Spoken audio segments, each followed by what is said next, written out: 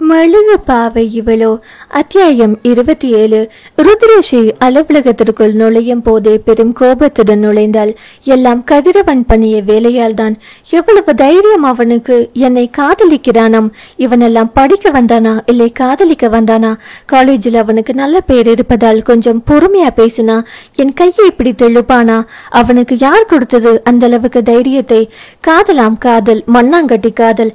கல்யாணமான கொஞ்ச நாளில் சம்சார சாகரத்தில் அந்த மண்ணாங்கட்டி காதல் கரைந்து கடலில் ஒன்றுமில்லாமல் போய் வேறு ஒரு காதலை தேடி ஓடிவிடும் நாய்க்காதல். தாயை தவிக்க விட்டு ஓடி போன தந்தையின் நினைவில் பல்லை கடித்தாள் அவள். எல்லா ஆண்களும் அவரை போல்தான் என்று எண்ணி கதிரவனை மனதுக்குள் போட்டு வறுத்தெடுத்தாள். அந்த நிலையிலும் அவளது மனதில் சம்சார சாகரம், மண்ணாங்கட்டி காதல் என்ற வார்த்தைகள் நினைவில் வந்து அவளுக்கு சிரிப்பை தோற்றுவித்தது. அலுவலக ஊழியர்கள் முன் சிரிக்க கூடாது என்பது அவளது தாத்தாவின் உத்தரவு. அதனால் உதடுகளை இறுக மூடிக்கொண்டவளின் மனமோ மானசீகமாக வாய்விட்டு சிரித்தது. இப்படி அவள் தன்னைத்தானே உயிர்ப்பித்துக் கொள்வதால் தான் ஏதோ இந்த உயிரோடு நடமாடுகிறாள். வந்ததுமே தாத்தா அழைப்பதாக சொல்லவும் அவளுக்கு புரிந்துவிட்டது. கல்லூரியில் நடந்தது தாத்தாவின் காதலுக்கு சென்று விட்டது என்று.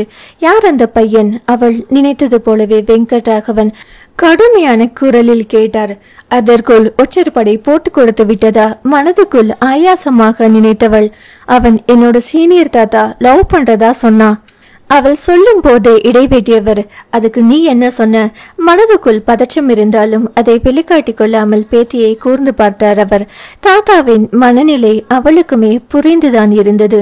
அதை எண்ணி அவள் மனதில் அவர் மீது பச்சாதாபமே எழுந்தது. அவள் இந்த அளவுக்கு நெருப்பாய் தகிப்பதும் அவருக்காக தானே. என்னை பத்தி உங்களுக்கு நல்லா தெரியும் தாத்தா. அவனுக்கு நான் என்ன பதில் சொல்லியிருப்பேனோ உங்களுக்கு நல்லா தெரியும். அப்ப எதுக்கு அவன் அடிச்ச? இன்னமும் அவரது மனதில் சந்தேகம் தீரவில்லை. பேட்டி மீது நம்பிக்கை இருந்த போதும் அந்த அவனிடத்தில் அவருக்கு நம்பிக்கை இல்லை போலும். நான் அவனோட காதலை மறுத்த போது எப்படி சொல்வது என்று தெரியாமல் நிறுத்தியவள் பின் மீண்டும் தொடர்ந்தாள். கையை பிடிச்சு இழுத்தான். அதான் அவன் அடிச்சிட்டேன். அவளது பதிலில் அவரது முகம் ஆத்திரத்தில் சினந்தது. அதை கண்டு அவன் நல்லவன் தான் தாத்தா. ஒரு தடவை சொன்னதும் ஒதுங்கிக் கொள்வான். அதனால் நீங்க வீணா பயப்பட தேவையில்லை என்றவள். என்னுடைய கல்யாணம் உங்க விருப்பப்படிதான் நடக்கும் தாத்தா, ஐ ப்ராமிஸ் யூ. மீண்டும் தனது சத்தியத்தை கூறி அவருக்கு நியாயப்படுத்தியவள் தனது வேலையை பார்க்க சென்றாள். பேத்தியின் வார்த்தைகள் மனதிற்குள் திருப்தி தந்தாலும் ஓரத்தில் அந்த அவனின் அதிக பிரசங்கித்தனமான வேலை அவருள் பெரும் கோபத்தை உண்டாக்கியது. தாத்தாவை சமாதானப்படுத்திவிட்டு வந்தவளுக்கு தலை வலித்தது. ஏன் என்று தெரியவில்லை. மனம் மிகவும் அலைபாய்ந்தது. தந்தை என்பவனால் திருமணம் மீதான நம்பிக்கை சுத்தமாய் போய்விட்டது. அப்படி இருக்கும் போது எந்த தைரியத்தில் தாத்தாவிடம் தான் திருமணம் பற்றி பேசிவிட்டு வந்தோம் என்று அவளுக்கே தெரியவில்லை. கைகளால் தலையை பிடித்து கொண்டு அமர்ந்து விட்டாள். இரவில் வீட்டிற்கு வந்து உணவை முடித்து கொண்டு அறைக்குள் முடங்கியவளை கல்லூரி பாடங்கள் தன்னுள் இழுத்து கொண்டது. 12 மணி வரை பாடங்களை படித்து முடித்தவள் அதன் பின்னரே அன்றைய நிகழ்வுகளை எழுதுவதற்காக நாட்குறிப்பை எடுக்க போனாள். அவளது புத்தகங்களுக்கு இடையில் எப்போதும் இருக்கும் நாட்குறிப்பை இன்று காணவில்லை. மனதிற்குள் திக்கென்றிருக்க மீண்டும் ஒரு முறை நிதானமாக தேடினாள். அப்படியும் அது கிடைக்கவில்லை. பின் கட்டிலில் அமர்ந்து நிதானமாக யோசித்து பார்த்தாள். மீண்டும் மீண்டும் அன்றைய நாளை ஓட்டி பார்த்தவளுக்கு கதிரவனை அடிக்கும் போதுதான் அது அவள் கை நழுவி விழுந்திருக்க வேண்டும் என்று தோன்றியது. மற்றபடி வேறு எங்கும் அது தொலைந்து போவதற்கு வாய்ப்பில்லை. தன் பொருட்களை அப்படி லட்சியமாய் தொலைப்பவளும் அல்ல அவள். நாட்குறிப்பை காணவில்லை என்றதும் மனதுக்குள் மெல்லிய படபடப்பு எட்டி பார்த்தது. அது எப்போதுமே அவள் கூடவே இருக்கும். யாராவது எடுத்து அதை படித்து விட்டால் நினைக்கும் போதே கலக்கமாயிருந்தது. தனது மனதினை இப்படி பிறர் அறிய செய்யும்படி நடந்து கொண்ட தனது மடமையை எண்ணி தன்னை தானே நொந்து கொண்டாள். பிறரின் நகைப்பிற்குத்தான் ஆளாக நேரிடுமோ என்று மனதிற்குள் திக்கென்று இருந்தது. ஆனாலும் அப்படி என்ன செய்துவிட முடியும் என்ற அலட்சிய மனோபாவம் வழக்கம் போல் தலை தூக்க சற்று பதற்றம் தணிந்து படுக்கைக்கு சென்று படுத்தவள் அமைதியாக உறங்க துவங்கினாள். இவள் இங்கே நிம்மதியாக உறங்கு. அவனோ அவளது துயரில் அவனும் துயரமிற்று உறக்கத்தை தொலைத்திருந்தான். அந்த நாள் குறிப்பை எத்தனை முறை படித்தானோ அது அவனுக்கே தெரியாது. அந்த அளவுக்கு அவளது துன்பங்கள் அவள் அவனை வேதனைப்படுத்தியது. அதே சமயம் அவளது ஆசைகள் விருப்பங்கள் அவனை பெரிதும் ஈர்த்து அவளுக்காக அதையெல்லாம் அவனை செய்ய தூண்டியது. மறுநாள் காலையில் சீக்கிரமாய் எழுந்து கிளம்பியவன் அவளது கல்லூரிக்கு தான் முதலில் சென்றது. அந்த நாள் குறிப்பு எங்கு விழுந்து கிடந்ததோ அந்த இடத்திற்கு அவன் வந்தான். அவனது கணிப்பு சரியாக இருந்தால் நிச்சயம் அவளும் நேரத்துடன் கல்லூரிக்கு வந்து நாள் குறிப்பை தேடுவாள். அவனது கணிப்பை பொய்யாக்காமல் அவளும் வேகமாய் அந்த இடத்தை நோக்கி வந்தாள். அவளை கண்டதும் கண்ணிமைக்கும் நேரத்தில் நாட்குறிப்பை கீழே வைத்துவிட்டு மரத்தின் பின் சென்று மறைந்து கொண்டான் அவன். ருத்ரேஷி அங்கு வந்து பார்த்தபோது சமத்தாய் அங்கேயே கிடந்த நாட்குறிப்பை கண்டதும் தான் அவளுக்கு உயிர் வந்தது. நிம்மதி பெருமூச்சு விட்டவளாய் எடுத்தவள் அதை தனது நெஞ்சோடு அணைத்து கொண்டாள். யாரும் படிக்கவில்லை என்கிற நிம்மதி அவளுக்கு. ஆனால் ஜெகனதை படித்து விட்டதை அவள் அறியவில்லை. அன்று முதல் நாட்குறிப்பை வெளியில் எடுத்துக்கொண்டு போகக்கூடாது என்று அவள் முடிவு செய்தாள். அவளின் செய்கையை அவன் மனதில் வலியுடன் பார்த்திருந்தான். இத்தனை நாளாய் அவன் கண்ணை உறுத்திய அவளது இளமை அழகு இப்போது அவன் கண்ணில் படவில்லை. மாறாக மனதில் அவள் மீது மரியாதை எழுந்தது. வாழ்க்கையில் அடிமேல் அடிவிழுந்தும் வீறி கொண்டு அதை எதிர்த்து போராடும் பெண் புலியாய் அவள் அவன் கண்களுக்கு தெரிந்தாள். நீ வாழ்க்கையில் வெற்றி பெற என்னுடைய வாழ்த்துக்கள் ஸ்ரீ. நீ விரும்பிய வாழ்க்கை உனக்கு கிடைக்கும் என்று மனதுக்குள் வாழ்த்தியவன் அடுத்த நொடி அங்கிருந்து வந்துவிட்டான். அந்த கணத்தில் அவள் மீது அவனுக்கு எந்த விருப்பமும் இல்லை, காதலும் இல்லை. அவன் ஒன்றும் அவளை கண்டதும் காதலில் கசிந்து உருகியவன் இல்லையே. அவளது அழகு கண்டு பின்னால் சுற்றியவன் தானே. இப்போது அந்த அழகின் பின் இருக்கும் வழியை பற்றி தெரிந்ததும் அவன் மனதில் வழிதான் வந்ததே தவிர காதல் வரவில்லை. ஆனால் மனம் முழுவதும் அவள் நன்றாக இருக்க வேண்டும் என்ற வேண்டுதல் மட்டுமே இருந்தது. அதன் பின் ஜெகன் ருத்ரேஷியை பார்க்கவில்லை, பார்க்க முயற்சிக்கவும் இல்லை. அவளும் முதல் வருடம் முடிந்து விடுமுறையில் இருந்தாள். அவளது வாழ்க்கை எப்போதும் போல் இயந்திரத்தனமாய் வேகமாய் சுழன்றது. ரஞ்சனியின் திருமணம் ஏற்கனவே முடிவு செய்திருந்தது போல் அவள் படிப்பு முடிந்ததும் ஒரு நல்ல நாளில் முகூர்த்தம் குறிக்கப்பட்டது. தங்கையின் திருமண வேலைகள் ஜெகனை வேறு எதையும் சிந்திக்க விடாதபடி செய்தது. விடுமுறை கிடைக்காததால் திருமணத்திற்கு முதல் நாள் காலையில் தான் செல்வா மும்பையில் இருந்து வந்தான். மாமா லீவு கிடைக்கல, அதான் வர முடியல. மாமனின் வேலை பளுவை குறைக்க முடியாமல் தனது வேலை குறுக்கிட்டதில் அவனுக்கு மிகுந்த வருத்தமாயிருந்தது. இதுக்கெல்லாமா வருத்தப்பட்டுக்கிட்டு, அதான் உன் ஃப்ரெண்ட் இருக்கானே 10 பேர் வேலைய ஒத்த ஆளா செய்யறதுக்கு என்று மகனை பத்தி சிலாக்கித்த காளிமுத்து, நீ இப்படி உசரத்தில் இருக்கிறத பார்க்கும்போது எவ்வளவு சந்தோஷமா இருக்கு தெரியுமா செல்வா. என் தங்கச்சி இருந்திருந்தா இன்னமும் சந்தோஷப்பட்டிருப்பா என்று மனம் கலங்கினார். இறந்து போன தங்கையை நினைத்து தாயை பற்றி சொன்னதும் அவனது மனமும் கலங்கியது. நான் ஒரு மடைய, நல்ல நாள் அதுவுமா உன் மனசை கஷ்டப்படுத்திட்டு நீ போய் கண்ணப்பா கூட இரு என்றபடி அவன் நகர செல்வா நண்பனை தேடி சென்றான். அவன் வேலையை வெளியில் சென்றிருக்க செல்வா தனது அறைக்கு செல்ல எண்ணி மாடி ஏறினான். மாடிப்படி வளைவில் அவன் ஏறும்போது மறுபக்கம் வேகமாய் இறங்கி வந்த ரம்யா பூப்பந்தாய் அவன் மீது மோதினாள். அவன் அது ரம்யா என்று நினைக்கவில்லை, வேறு யாரோ ஒரு பெண் தான் தன் மீது மோதுகிறாள் என்றே நினைத்தான். முதல் முறையாய் ஒரு பெண்ணின் தீண்டல் அவனது உயிர் வரை ஊடுருவி சென்று அவன் மனதை தடம் புரள செய்தது. அதிலும் அந்த பெண் தலையில் சூடியிருந்த பூவின் வாசம் அவனின் எண்ணங்களை கண்டபடி பறக்க செய்தது. இயல்பில் செல்வா இந்தளவுக்கு பலகீனமானவன் அல்ல. மாமன் வீட்டில் 2 பெண் பிள்ளைகளுடன் வளர்வதால் எந்த ஒரு தவறான பேச்சும் வந்துவிடக் கூடாது என்பதற்காகவே சுய கட்டுப்பாட்டுடன் ஒழுக்கமாக இருப்பவன். அப்படிப்பட்டவன் ஒரு பெண்ணின் அருகாமையில் தடுமாறி போய் நின்றான். ஏனோ இன்று அவனின் வயதுக்குரிய ஹார்மோன்கள் அவனுக்கு எதிராய் சதி செய்து தனது வேலையை ஒழுங்காக செய்தது. அந்த பெண்ணின் இடையில் பதிந்த கையை அழுத்தமாய் பதித்தபடி அவளது முகத்தை பார்த்தவன் அது ரம்யா என்று தெரிந்ததும் திகைத்து போய் அப்படியே நின்று விட்டான். போயும் சின்ன பெண்ணிடம் போய் தன்னை நினைத்து அவனுக்கே வெறுப்பாய் இருந்தது. ஏனெனில் அவனுக்கும் ரம்யாவுக்கும் 8 வயது வித்தியாசம். நொடி நேரத்தில் மதிக்கிட்டு போன தன் மீது அவனுக்கு கோபம் வர அதை அப்படியே அவளிடம் பிரதிபலித்தான். பார்த்து வர மாட்டியா என்று அவளிடம் சிடுசிடுத்தவன் அவளை நேராக நிலைநிறுத்திய போதுதான் அவளை நன்கு கவனித்தான். பட்டு பாவாடை தாவணியில் அழகுரை இருந்தவளை கண்டு இமைக்க மறந்து போனான் அவன். இத்தனை நாளாய் உடன் வளர்ந்த போது அவனது கண்களை உறுத்தாத அவளது அழகு இந்த ஒரு வருட பிரிவில் அவனது கண்களை மட்டுமல்ல மனதையும் தட்டி சென்றது. அவளது அழகில் தனது சிடுசிடுப்பை மறந்தவனாய் அவன் நின்றிருந்தான். இவ்வளவு நாளாய் அவனது கருத்தை கவராத அந்த 17 வயது பருவ பெண் இன்று அவனது கருத்தை கவர்ந்து மனதையும் கவர்ந்தாள். ரஞ்சினியோடும் ரம்யாவோடும் ஒன்றாக வளர்ந்திருந்த போதிலும் மாமன் மகள் என்ற உறவை மீறி அவர்களை வேறு கண்ணோட்டத்தில் அவன் பார்த்தது கிடையாது. அதனால் தான் ரஞ்சினிக்கு வெளியிடத்தில் மாப்பிள்ளையை பார்த்த போதும் அது அவனது மனதை பெரிதாக பாதிக்கவில்லை. அந்த அளவுக்கு மனக்கட்டுப்பாடு உள்ளவனை இன்று ரம்யா தனது அழகால் வீழ்த்தி இருந்தாள். எப்ப பாரு என்னை திட்டுவதுதான் உங்களுக்கு வேலை என்று சினிங்கியபடி கையை காலை உதைத்தபடி படியில் இறங்கி சென்றவளை கண்டு சுரனை வந்தவனாய் தனக்குள் சிரித்து கொண்டு அறைக்கு சென்றான். தன்னை சுத்தப்படுத்தி கொண்டு மீண்டும் கீழே வந்தவனை ஜெகன் மாப்பிள என்ற கூவலோடு அணைத்து கொண்டான். திருமண வேலைகள் இருந்ததால் நண்பர்கள் தனித்து பேச முடியவில்லை. ஆளுக்கு ஒரு வேலையை இழுத்து போட்டுக்கொண்டு செய்தனர். வீட்டு வாயிலில் ரம்யா அகிலாண்டத்தின் அண்ணன் மகனிடம் பேசிக் கொண்டிருந்தாள். அவன் கல்லூரியில் படித்துக் கொண்டிருந்தான். அதனால் புதிதாய் கல்லூரியில் சேரப்போகும் அவள் அது பற்றி அவனிடம் ஆர்வத்துடன் விசாரித்துக் கொண்டிருந்தாள். அதை கண்டு செல்வாவிற்கு காதில் புகை வராத குறைதான். ரம்யா இங்க வா. அவனது குரல் அதட்டலாய் ஒலித்தது. மாமன் மகனிடம் விடை பெற்று அத்தை மகனிடம் வந்து நின்றாள் அவள்.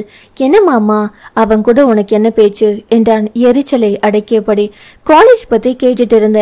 அவளோ வெள்ளை மனதுடன் பதிலளித்தாள். ஏன் அவன் ஒருத்தன் தான் காலேஜ் படிச்சுட்டு இருக்கானா? ஏன் உன் அண்ணன் இல்ல, ரஞ்சினி இல்ல, நான் இல்ல, என்கிட்ட கேட்க வேண்டியதானே? மாமா அவன் ஒண்ணு யாரோ இல்ல, என் மாமா மகன். நான் அவன்கிட்ட பேசுறதுல உங்களுக்கு என்ன வந்துச்சு? சும்மா சும்மா ஏன் கோபப்படுறீங்க? அவளுக்கும் கோபம் வந்தது அவனது இடைவிடாத கேள்வியால். ஓ என்றவன் கண்களில் சுவாரஸ்யம் பொங்க. நானும் அத்தை மகன் தானே, அப்ப என்கிட்ட பேசு என்றான் ஒரு மார்க்கமாய். இத்தனை நாளாய் இருக்கும் இடம் தெரியாமல் உடன் வளர்ந்த அத்தை மகனிடத்தில் வந்த மாற்றம் புரியாமல் அவள் பேந்து பேந்து விழித்தாள். உங்களுக்கு என்னமா ஆச்சு மாமா என்றபடி அவள் நகர போக அவள் உள்ளே செல்ல முடியாதபடி வழியை மறித்தவன்.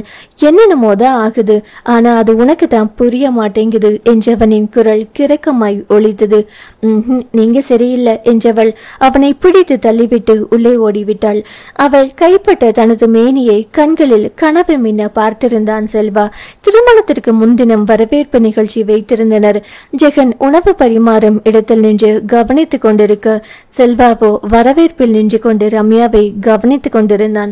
வட இந்திய உடையான லெஹங்காவில் வான் நட்சத்திரமாய் தனித்து ஜொலித்தவளின் மீதிருந்து அவனால் தனது கண்களை எடுக்க முடியவில்லை. தவறு செய்கிறோமோ என்று மனதுக்குள் சிறு உறுத்தல் இருந்த போதும் என் மாமன் மகள் தானே, அவளிடம் எனக்கு இல்லாத உரிமையா என்று அவனது மனம் உரிமையாய் அடம் பிடித்தது. தன் வயதை ஒத்த பெண்களுடன் அரட்டை அடித்துக் கொண்டிருந்த ரம்யா செல்வாவின் இமைக்காத பார்வையில் அவனை முறைத்து பார்த்தவள் வேறு பக்கம் சென்று அமர்ந்தாள். அங்கும் அவனது பார்வை விடாமல் தொடர மணமேடைக்கு சென்று அக்காவின் அருகில் போய் நின்றாள். நீ எங்கு சென்றாலும் அங்கேயெல்லாம் நானும் வருவேன் என்பது போல் செல்வா யாரும் அறியாத வண்ணம் மாப்பிள்ளையின் அருகில் வந்து நின்றான். அத்தை மகனின் பார்வையில் இருந்த வேறுபாடு அவளின் மனதை கலவரப்படுத்த அருகில் இருந்த ரஞ்சனியின் தோளை இடித்தாள். அக்கா வருங்கால கணவனிடம் சுவாரஸ்யமாய் பேசிக் கொண்டிருந்தவள் தங்கை அழைத்ததும், என்னடி இந்த செல்வ மாமா பண்றது கொஞ்சமும் சரியில்லை, நீயே பாரு என முறைச்சு பாக்குறத. ரம்யா சொன்னதை கேட்டு செல்வாவை திரும்பி பார்த்த ரஞ்சினி அவனது பார்வை மையலுடன் தங்கையை வருடுவதை கண்டு அவளுக்கு அதிசயமாக இருந்தது. அவள் அறிந்த செல்வா இது போல் எல்லாம் கிடையாது. ஆனாலும் மனதுக்குள் சந்தோஷமாகத்தான் இருந்தது. எங்கு தேடினாலும் செல்வா போல் ஒரு நல்லவன் தங்கைக்கு கிடைக்க மாட்டான் என்று அவளுக்கும் தெரியும். அக்கா நீயே பார்த்தல, எப்பவும் சொல்லி விடுற அண்ணா கூட இப்ப அமைதியா அது வேலையை பார்த்துக்கிட்டு இருக்கு. ஆனா இந்த மாமா நேத்திலிருந்து இப்படிதான் அலைஞ்சுக்கிட்டு இருக்கு. தங்கை அப்படி கூறியதை கேட்டு ஆச்சரியமாய் பார்த்தவள், எனது நம்ம அண்ணா திருந்திட்டானா? இது எப்ப நடந்துச்சு? அப்படி மட்டும் நடந்திருந்தா இது உலக அதிசயம்தான் போ. அண்ணாவை கவனிச்சு பாரு, உனக்கு புரியும் என்று ரம்யா மீண்டும் செல்வாவை முறைத்து கொண்டு மனசனங்களுடன் தனது தந்தை அருகில் சென்று நின்று கொண்டாள். இப்ப எப்படி பாப்ப என்று கித்தாய்ப்பாய் வேறு அவனை பார்த்து வைத்தாள். மாமன் அருகில் இருக்கும்போது போது தன்னவளை எப்படி சைட் அடிப்பது?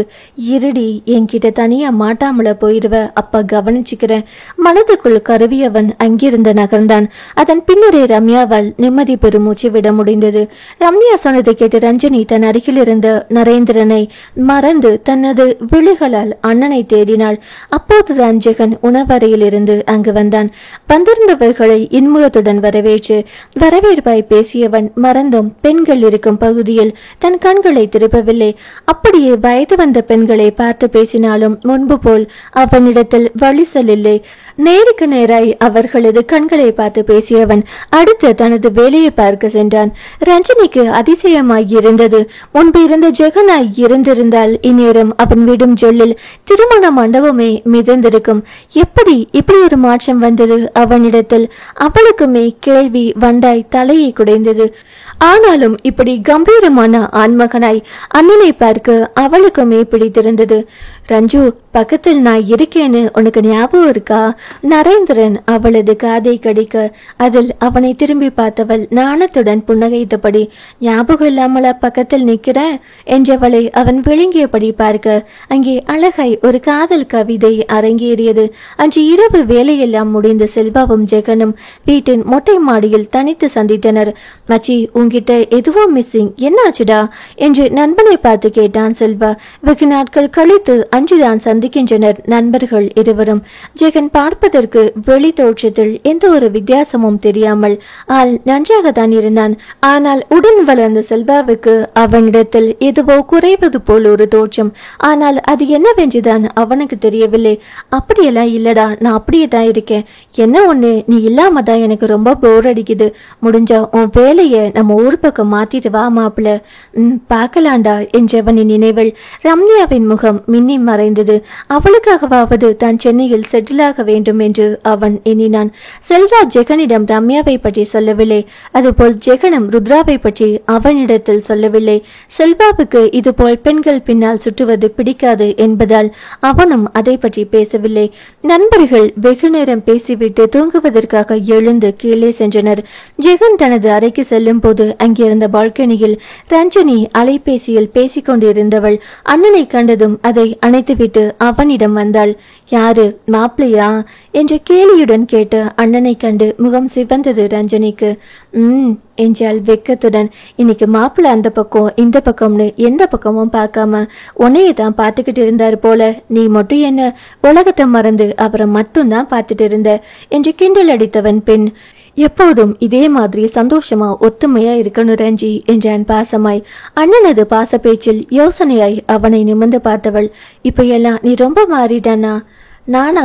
என்ன சொல்ற? நான் அதே மாதிரி தான் இருக்கேன். தன்னைத்தானே குனிந்து பார்த்தபடி அவன் சொல்ல, இல்லைண்ணா என்று திட்டவட்டமாய் மறுத்தவள். இன்னைக்கு மண்டபத்தில் நான் உன்னதான் பார்த்துட்டு இருந்தேன். எந்த பொண்ணுங்க கிட்டையும் நீ வலிஞ்சுக்கிட்டு நிக்கல, யாரையும் சைட் அடிக்கல. குறிப்பா என் நாத்தனார் கிட்ட அவள் வழிய வந்து பேசியும் நீ விலகி போற. ரொம்ப நல்ல பையனா நீ நடந்துகிட்டியே, அததான் இன்னும் என்னால நம்ப முடியல. அவனுக்குமே அவள் சொன்னதும் தான் அது புரிந்தது. ஏன் என்று அவனது மனம் கேள்வி கேட்டுக்கொண்டது தனக்குள். நீ தானே சொன்ன உன் புகுந்த வீட்டுக்கு கெட்ட பேரு வந்துடக்கூடாதுன்னு, அதான் என்றான் சிரித்தபடி. ரஞ்சனி அண்ணனை கூர்மையாய் அளவிட்டாள். யாருன்னா அந்த பொண்ணு? அந்த கேள்வியில் அவனுக்கு மூச்சு முட்டியது. விடை தெரியா கேள்வியா இல்லை விடை அறிந்து கொள்ள விருப்பம் இல்லாத கேள்வியா? அது அவனுக்கே தெரியவில்லை. ஆனால் அந்த கேள்வியில் மூச்சடைத்தது போல் மனமெல்லாம் பூவாசம் வீசுவது போல் ஒரு விதமான உணர்வு ஒன்று அவனை சுகமாய் தாக்கியது. யாரு, எந்த பொண்ணு? கேட்கும் போதே அவனது வார்த்தைகள் தடுமாறியது. அவனது உள்ளத்தை போல் அவனின் ஆள் மனதிற்குள் புதைந்திருக்கும் ரகசியம் அவனுக்குமே தெரியாமல் இருந்தது. அண்ணா, உண்மையை சொல்லு, நீ யாரையாவது காதலிக்கிறியா? ஏன்னா மனசில் காதல் இல்லாம இப்படி இருக்க முடியாது. அதுவும் உன்னை போல ஒரு ஆள் இப்படி இருப்பதுனா நிச்சயம் அது காதலால் மட்டும்தான் சாத்தியம். அப்படியெல்லாம் இல்ல ரஞ்சிமா. தங்கையின் பேச்சில் அவனுக்குமே தனது மனதை பற்றி அலசி ஆராய வேண்டும் போலிருந்தது. உன் மனசில் யாரோ ஒருத்தவங்க அழகா பதிஞ்சு போயிருக்காங்க. அவங்க இருக்கிற மனசில் வேறு பெண்களை நினைத்து பார்க்க முடியல உன்னால. அதனாலதான் எல்லா பெண்களிடமும் இருந்து நீ விலகி இருக்கிற. நிச்சயம் மனதில் நேசம் இல்லாம இப்படி இருக்க முடியாது. நீ பழைய மாதிரி இருந்திருந்தா இந்நேரம் மண்டபத்தில் எல்லா பெண்களையும் சைட் அடிச்சிருப்பியே. யாரோ ஒருத்தவங்க ஆழமா பதிஞ்சு போயிருக்காங்க. அந்த வார்த்தைகளில் அவனது மனதின் ஆழத்தில் புதையந்திருந்த ருத்ரஷியின் முகம் அவன் மனக்கண்ணில் ஊர்வலம் போக அதில் அவன் ஆடி போய்விட்டான். எதுவாக இருந்தாலும் உன்னோட இந்த மாற்றம் எனக்கு ரொம்ப பிடிச்சிருக்குன்னா உன்னை எப்பவுமே இந்த மாதிரி கம்பீரமாய் பார்க்கணும், அதுதான் என் ஆசை. அவனது கைகளை பிடித்து கொண்டு நெகிழ்ந்தவளை தன்னோடு அணைத்து கொண்டான் ஜெகன். இனி உன் அண்ணன் இப்படிதாமா இருப்பான். அப்போ நீ காதலிக்கிறது உண்மையானா? அப்படியெல்லாம் இல்ல ரஞ்சி, என் தங்கை கல்யாணமாகி போனதும் பொறுப்பு தானா வந்துருச்சு, அவ்வளவுதான். நம்பிட்டேன், நம்மட்டு சிரிப்புடன் கூறியவளை பார்த்து, நம்பினாலும் நம்பலனாலும் அதுதான் உண்மை. காலையில் சீக்கிரம் எழணும் இல்லையா, போய் தூங்குமா. அன்போடு கூறும் இந்த அண்ணன் அவளுக்கு புதிது. கண்கள் கலங்க தலையசைத்தபடி விடை பெற்று அவள் தனது அறைக்கு செல்ல அவன் தனது அறைக்கு வந்து கதவை தாளிட்டான். மனம் உணர்த்திய செய்தியை நம்ப முடியாமல், அதன் தாக்கத்தை தாங்க முடியாமல் அப்படியே தோய்ந்து போய் கட்டிலில் விழுந்தான். ரஞ்சனி கூறியது அனைத்தும் உண்மை என்பதை அவனுமே கொஞ்ச நாட்களாய் உணர்ந்தே இருந்தான். என்று ருத்ரஷியின் துயரங்களை படித்தானோ அன்றிலிருந்து அவன் பெண்களை பார்க்கும் பார்வையானது சற்று மாறியிருந்தது. என்னவோ உண்மைதான். முன்பு போல் எந்த ஒரு பெண்ணையும் மோகம் கொண்டு பார்க்க முடியவில்லை. எல்லா பெண்களிடத்திலும் அவனையும் அறியாது மரியாதை எழுந்தது. ஒரு பெண்ணின் நுட்பமான மன உணர்வை தெரிந்து கொண்டதாலோ என்னமோ பார்க்கும் பெண்களிடம் எல்லாம் உடல் சார்ந்த மயக்கம் தோன்றாமல் அவர்களுக்கென்று ஒரு மனது இருக்கிறது என்பதை அவனால் புரிந்து கொள்ள முடிந்தது. உடல் கவர்ச்சியை தாண்டி காமம் இல்லாமல் பெண்களை சக மனுஷியாய் மதிக்க தோன்றியது. இதையெல்லாம் ருத்ரஷியின் நாள்காட்டியை படித்ததினால் வந்த விளைவு. ஆனால் அவனின் இந்த மாற்றத்தை அவனை உணரவில்லை. அவனையும் அறியாது அவளின் ரணங்கள் அவனை புடம் போட்ட பொன்னாய் மாற்றியிருந்தது. தங்கை அதை எடுத்து கூறியதும் தான் அதை அவனை உணர்ந்து கொண்டான். அவனிடத்தில் இந்த அளவுக்கு ருத்ரா மாற்றத்தை ஏற்படுத்தி இருக்கிறாள் என்றால் அவள் எந்த அளவுக்கு அவனது மனதில் ஆழ பதிந்திருக்க வேண்டும். இதுதான் காதலா? அப்போ நான் அவளை காதலிக்கிறேனா? அவன் தனக்குள் கேட்டுக்கொண்டான். அன்று தங்கை சொன்னது போல் ருத்ரா அவன் 8 உயரத்தில் இருப்பவள். அப்படிப்பட்ட தேவதை பெண்ணை காதலால் மட்டும் அவனால் அடைய முடியுமா? இந்த கேள்வியில் அவன் மனம் சுணங்க எழுந்தமர்ந்தான். அந்த கணம் அவனது குறை பூதாகரமாக எழுந்து அவனை பயமுறுத்தியது. எத்தனை பெண்கள் பின்னால் சுற்றியவன் அவன். அதில் பல பெண்களோடு ஊர் சுற்றியவன். அப்படிப்பட்டவன் மனதால் கூட கற்போடு வாழும் அவளுக்கு காதலாக கணவனாக முடியுமா? தான் செய்த தவறு மிக பெரிய கேள்வியாய் மனதில் நிற்க அவன் மிகவும் துவண்டு போனான். மறுநாள் விடியலில் திருமணம் கோலாகலமாக நடந்து முடிந்தது. ரஞ்சனி திருமதி நரேந்திரனாக மாறியிருந்தால் எல்லோரும் மகிழ்ச்சியாக வளைய வந்து கொண்டிருந்தனர். அப்போது அகிலாண்டம் ரம்யாவை அழைத்து, நீ செல்வா கூட போய் வீட்டில் எல்லாத்தையும் ரெடி பண்ணு, இன்னும் கொஞ்ச நேரத்தில் நாங்க ரஞ்சனி அழைச்சிட்டு வரோம். மாமா கூட வா.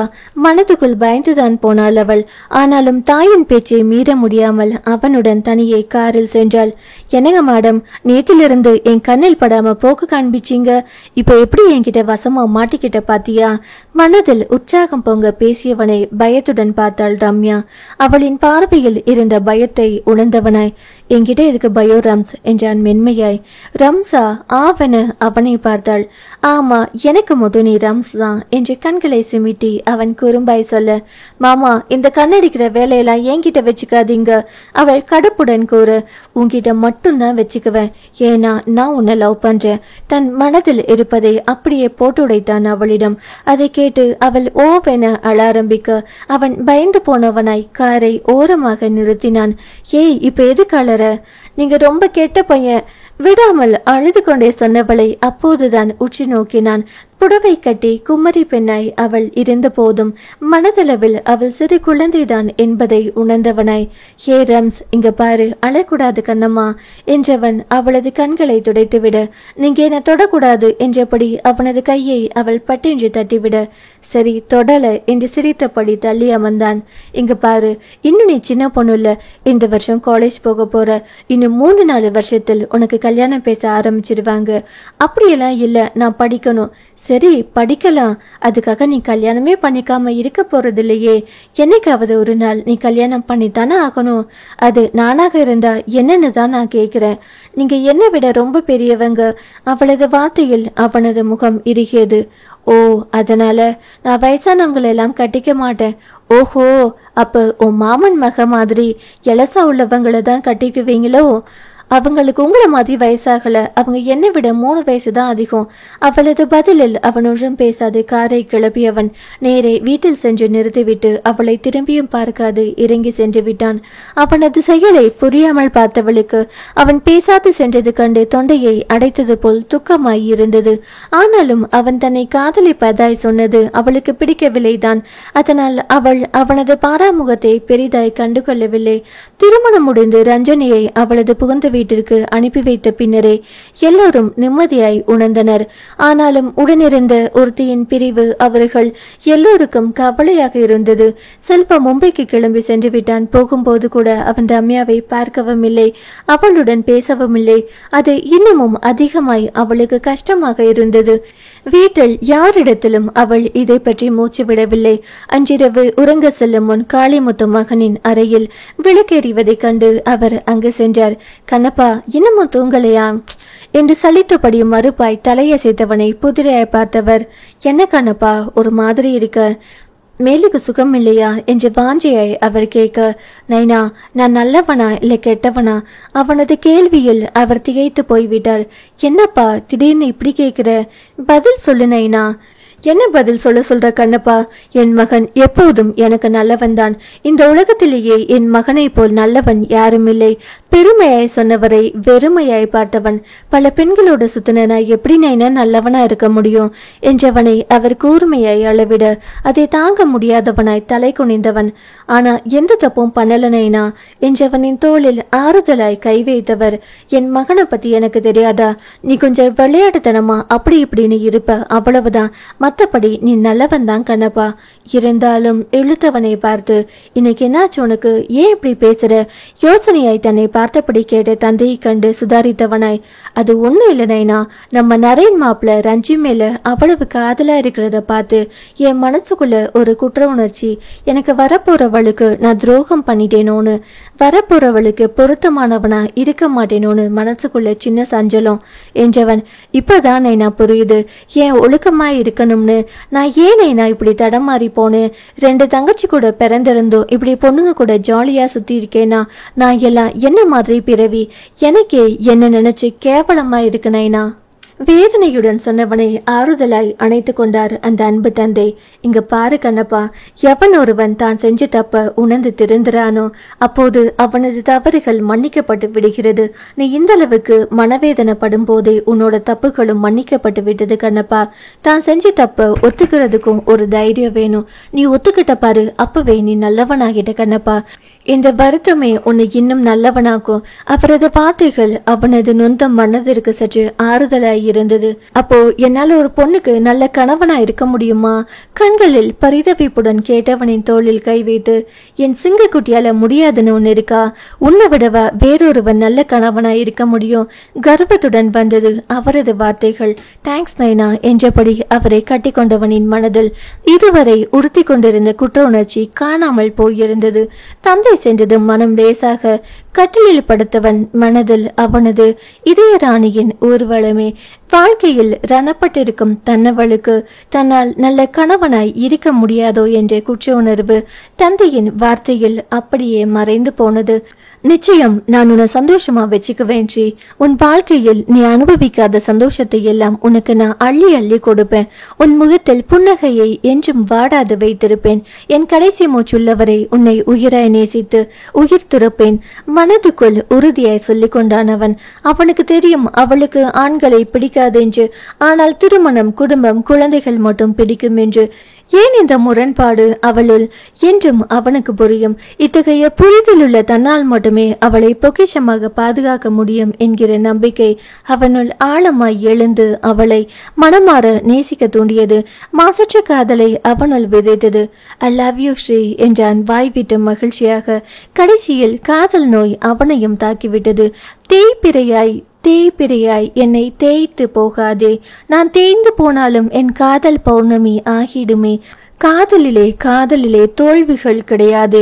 நான் தோற்றே போனாலும் எந்தன் காதல் தோற்காதே. அத்தியாயம் 28. மழை வரும் போல் இருக்கே, அதுக்குள்ள வீட்டுக்கு போயிட முடியுமா? மனதுக்குள் கவலை மேகம் சூழ கருமேகம் சூழ்ந்த வானத்தை அண்ணாந்து பார்த்தவாறு சென்னை டிராபிக் சிக்னலில் நின்றிருந்தான் ஜெகன். அவன் நினைத்தது போல் மழை துளிகள் சொட்டு சொட்டாய் அவன் மீது பட்டு தெரித்தது.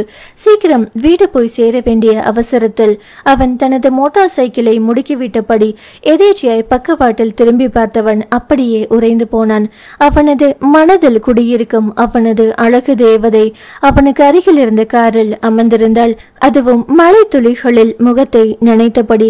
பார்ப்பவர்களுக்கு அவள் சாதாரணமாய் அமர்ந்திருப்பது போல் தோன்றினாலும் கண்களில் ஆர்வம் என்ன ஒருவித லைப்புடன் அவள் அமர்ந்திருந்த விதமே அவளுக்கு மழை என்றால் மிகவும் விருப்பம் என்பதை எடுத்து காட்டியது.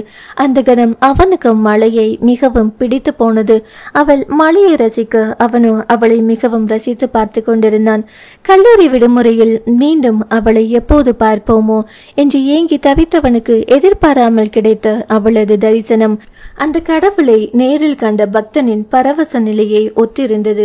தன்னை மறந்து நின்றிருந்தான் அவன். அதற்குள் சிக்னல் விழ அவளது கார் நகர்ந்தது. அவள் செல்வதை உணர்ந்து அவன் தானும் வண்டியை கிளப்பி அவளின் காரோடு இணைந்து பயணித்தான். கைகள் வண்டியை ஓட்டினாலும் அவனது கண்கள் பலாப்பழத்தை ஈக்கல் மொய்ப்பது போல் அவளை தான் விடாது மொய்த்து கொண்டு இருந்தது. ருத்ரஷியோ கோடையில் அபூர்வமாக பெய்த மழையை ரசித்து பார்த்து கொண்டிருந்தாள். வீட்டில் மழையில் நினைந்தால் அவளது தாத்தாவிடம் நிச்சயம் திட்டு உண்டு. இப்படி அவள் காரில் போகும் வழியில் வரும் வழியில் மழையை ரசித்தால் தான் உண்டு. அதனால் தான் கிடைத்த வாய்ப்பை நழுவ விடாமல் அதை ரசித்தாள். அடுத்த சிக்னலில் கார் மீண்டும் நின்றது. ஜெகனும் அவனது காரை ஒட்டினார் போன்று தனது வண்டியை நிறுத்தியவன் கண்களை மட்டும் அவளிடம் இருந்து அங்கும் இங்கும் திருப்பவில்லை. அப்போதுதான் ருத்ரஷி அந்த காட்சியை பார்த்தாள். சுமார் 30 வயதுடைய பெண்ணொருத்தி மனநலம் பாதிக்கப்பட்டவளாய் அங்கிருந்த நடைபாதையில் அமர்ந்திருந்தாள். அவள் அணிந்திருந்த உடை ஆங்காங்கே கிழிந்து அவளது மேனியை அடுத்தவர்கள் கண்களுக்கு விருந்தாக படைத்துக் கொண்டிருந்தது. டிரைவர், வண்டி ஓரமா நிறுத்துங்க. கார் சிக்னலை தாண்டியதும் அவள் சொல்ல ஓட்டுநர் வண்டியை ஓரமாய் நிறுத்தினார். வேகமாய் காரில் இருந்து இறங்கியவள் அந்த பெண்ணை நோக்கி சென்றாள். தனது தோளில் கிடந்த நீளமான துப்பட்டாவை கொண்டு அந்த பெண்ணின் உடலை மூடியவள் மனநல காப்பகத்துக்கு அழைத்த விஷயத்தை கூறினாள். ருத்ராவை தொடர்ந்து ஜெகனும் தனது வண்டியை நிறுத்தியவன் அவளின் பின்னே சென்றான். அங்கே அவள் செய்த காரியத்தில் அவனது மனம் நெகிழ்ந்து போனது. எந்த அளவுக்கு உயர்ந்த மனம் படைத்த பெண் இவள் என்று மனதில் அவளை பற்றி பெருமையாக நினைத்தான். காப்பகத்து ஆட்கள் வருவதற்காக ருத்ரஷி காத்திருந்த வேளையில் அவளது அலைபேசி அழைத்தது. அவளது தாத்தா தான் அழைத்தார். அவர் அழைத்ததும் தான் ஞாபகத்தில் வந்தது அன்று ஒரு முக்கியமான தொழில் கூட்டம் இருக்கிறது என்பது. அலைபேசியை உயிர்ப்பித்து இதோ 10 நிமிஷத்தில் வந்துடுறேன் தாத்தா என்று சொல்லி அலைபேசியை அணைத்தவளுக்கு என்ன செய்வது என்று தெரியவில்லை. அதற்காக அந்த பெண்ணை அம்போவென அப்படியே விட்டு விட்டு செல்லவும் மனம் வரவில்லை. அருகில் இருப்பவர்கள் யாரிடமாவது பொறுப்பை ஒப்படைக்கலாம் என்றால் அங்கு பெண்கள் யாரும் இல்லை. எல்லோருமே ஆண்கள் தான். அவர்களை நம்பி ஒரு பெண்ணை ஒப்படைத்து விட்டு செல்ல அவளது மனசாட்சி இடம் கொடுக்கவில்லை. இப்படியே 10 நிமிடங்கள் கடந்தது. மீண்டும் தாத்தா அழைத்தார். இந்த முறை அவர் சற்று கடுமையாக அவளை பேச அவளால் வேறு ஒன்றும் செய்ய இயலாது போனது. வேறு வழியின்றி அருகில் நின்றிருந்தவனிடம், சார், இப்போ மனநல காப்பகத்தில் இருந்து ஆட்கள் வந்துடுவாங்க, அதுவரை இந்த பொண்ணை பார்த்துக்கிறீங்களா? அவள் அருகில் நின்றிருந்தவன் சாட்சாத் நம் ஜெகனே. அவளுக்காக அவன் இந்த உலகத்தையே அவளது காலடியில் வைக்க தயாராக இருக்கும் போது இதை செய்ய மாட்டானா? அதுவும் அவள் அவனிடத்தில் கேட்ட முதல் உதவியை அவனால் தட்டி கழிக்கத்தான் முடியுமா என்ன? நிச்சயம் பார்த்துக்கிறேன். அடுத்த வாய் வரை வந்த ஸ்ரீ என்ற வார்த்தையை கட்டுப்பட்டு விழுங்கினான் அவன். தேங்க்ஸ் சார் என்றவள் மனமே இல்லாமல் திரும்பி திரும்பி பார்த்து கொண்டு சென்றாள். அவளது மனநிலையை அவனால் நன்கு கணிக்க முடிந்தது. நீங்க கவலைப்படாம போங்க, நான் இவங்களை காப்பகத்தில் சேர்த்துட்டு தான் போவேன் என்று சத்தமாக அவளது காதல் படும்படி அவன் கூற அதில் நிம்மதி அடைந்தவளாய் அவள் சென்றாள். அன்று அவளது முகத்தில் தோன்றிய நிம்மதியை என்றுமே அவனால் மறக்க முடியாது. தன்னால் அவளுக்கு சிறு நிம்மதியை தர முடிந்தது என்று அவனது மனம் சந்தோஷம் அடைந்தது. அவளது அந்த நிம்மதி முகம் என்றும் அவனது நினைவில் அழியாதிருக்க அவளோ அந்த நொடியில் அவனை மறந்து போனாள். அதன் பின் அவன் அங்கேயே காத்திருந்தான். அப்படி அவன் இருப்பதை பார்த்து அதன் வழியாக சென்ற பெண்மணி ஒருவர் சந்தேகமாக என்ன ஏது என்று விசாரிக்க அவன் விவரத்தை கூறினான். உன்ன மாதிரி சின்ன வயசு பசங்க இந்த மாதிரி உதவி செய்யறத பார்க்கும்போது ரொம்ப சந்தோஷமா இருக்கு. உன் நல்ல மனசுக்கு உனக்கு எந்த குறையும் வராது என்று அவர் அவனை வாழ்த்திவிட்டு செல்ல முதன்முறையாக அடுத்தவர்களுக்கு உதவுவதால் ஏற்படும் மகிழ்ச்சியை அன்று அவன் அனுபவித்தான். அதுவும் ஒரு பெண்ணிற்கு உதவி சென்று மற்றொரு பெண் வாயால் பாராட்டை பெற்றது. இத்தனை நாள் அவன் செய்த தவறுகளுக்கு பிராச்சித்தம் செய்தது போல் அவனது மனம் நிம்மதியடைந்தது. ஒருவித திருப்தியும் எழுந்தது. இத்தனை நாள் மனதை வாட்டிக் கொண்டிருந்த குற்ற உணர்வு குறைந்து மறைந்திருந்தது. அந்த கணம் தானும் மாசற்றவனாய் தன்னவளுக்கு ஏற்றவனாய் மாறி போனது போல் அத்தனை சந்தோஷமாய் இருந்தது அவனுக்கு. காப்பகத்தில் இருந்து ஆட்கள் வந்ததும் அந்த பெண்ணை ஒப்படைத்து விட்டே அவன் கிளம்பி சென்றான். அதற்கு அடுத்து வந்த நாட்களில் கல்லூரி திறந்து விட்டது. ஜெகன் எப்போதும் போல் ருத்ரேஷியை மறைவாக பார்த்து ரசிப்பதில் திருப்தியுற்றவனாய் அவளது அருகில் நெருங்க கூட முயற்சிக்கவில்லை. இதற்கிடையில் ஜெகனின் நண்பன் உதவி இயக்குனர் ஒருவனை அவனிடத்தில் அறிமுகப்படுத்தினான். இவங்கிட்ட ரொம்ப அருமையான கதை ஒன்று இருக்கு. ஆனா அத படமா எடுக்க யாரும் முன்வர மாட்டேங்கிறாங்க. ரிஸ்க் எடுக்க யாரும் விரும்பவில்லை. நீ கொஞ்சம் உதவி பண்ண முடியுமான்னு பாரு.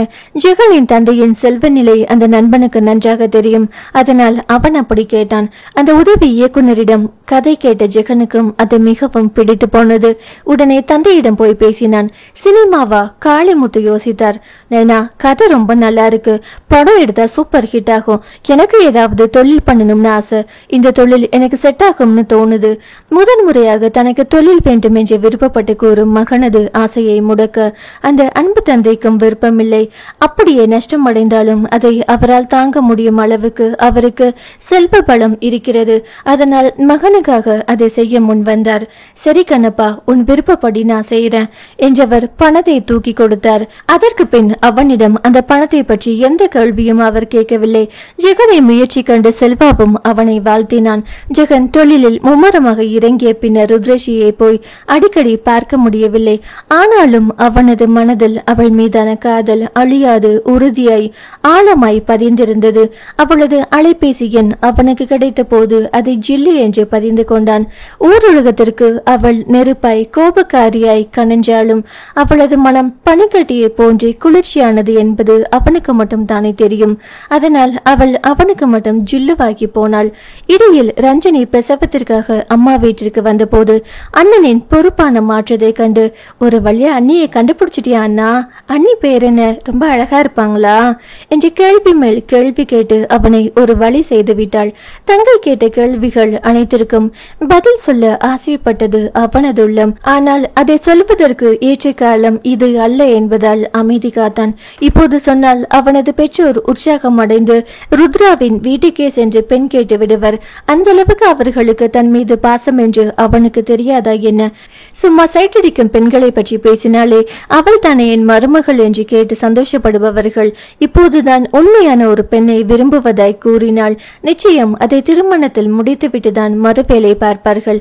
ஆனால் இப்போது கல்லூரி படிக்கும் தன்னவள் அவளது லட்சியத்தை அடையும் வரை தான் அமைதி காக்க வேண்டியது அவசியம் என்று அவன் பக்குவப்பட்டவனாய் யோசித்தான். எல்லாமே சுலபமாக முடிந்துவிடும் என்று அவன் எண்ணியதற்கு காரணம் ருத்ரேஷியின் பெற்றோர்கள் காதல் திருமணம் புரிந்தவர்கள் என்பதால் தான். அதனால் தன்னுடைய காதலுக்கு அவளது தாத்தா எதிர்ப்பு தெரிவிக்க மாட்டார் என்று எண்ணினான். அவர் விரும்பும் வண்ணம் இருவீட்டார் சம்மதத்துடன் தான் தனது திருமணம் நடைபெறப் போகிறது என்று நினைத்தான். அவரது மகளது திருமணமே அவரது விருப்பம் இல்லாமல் நடந்தது என்பதை பற்றியோ அதன் பின்னரும் அவர் மகள் மருமகன் மீது வெறுப்பாய் இருந்தது பற்றியோ அவனுக்கு ஒன்றும் தெரியாது. அவனுக்கு தெரிந்ததெல்லாம் ருத்ராவின் தந்தை ஓடி போனது, அவளது தாய்க்கு ஏற்பட்ட அவ பெயர், அதன் பின்னர் தாத்தாவின் கெடுபடி அதிகமாகி அவள் பாதிக்கப்பட்டாள் என்பது மட்டுமே. அதன் உள்சூட்சமத்தை அவன் அறியவில்லை. இவ்வளவையும் யோசித்தவன் ருத்ரேஷியிடம் நேரில் சென்று தன் காதலை சொல்ல எண்ணியதில்லை.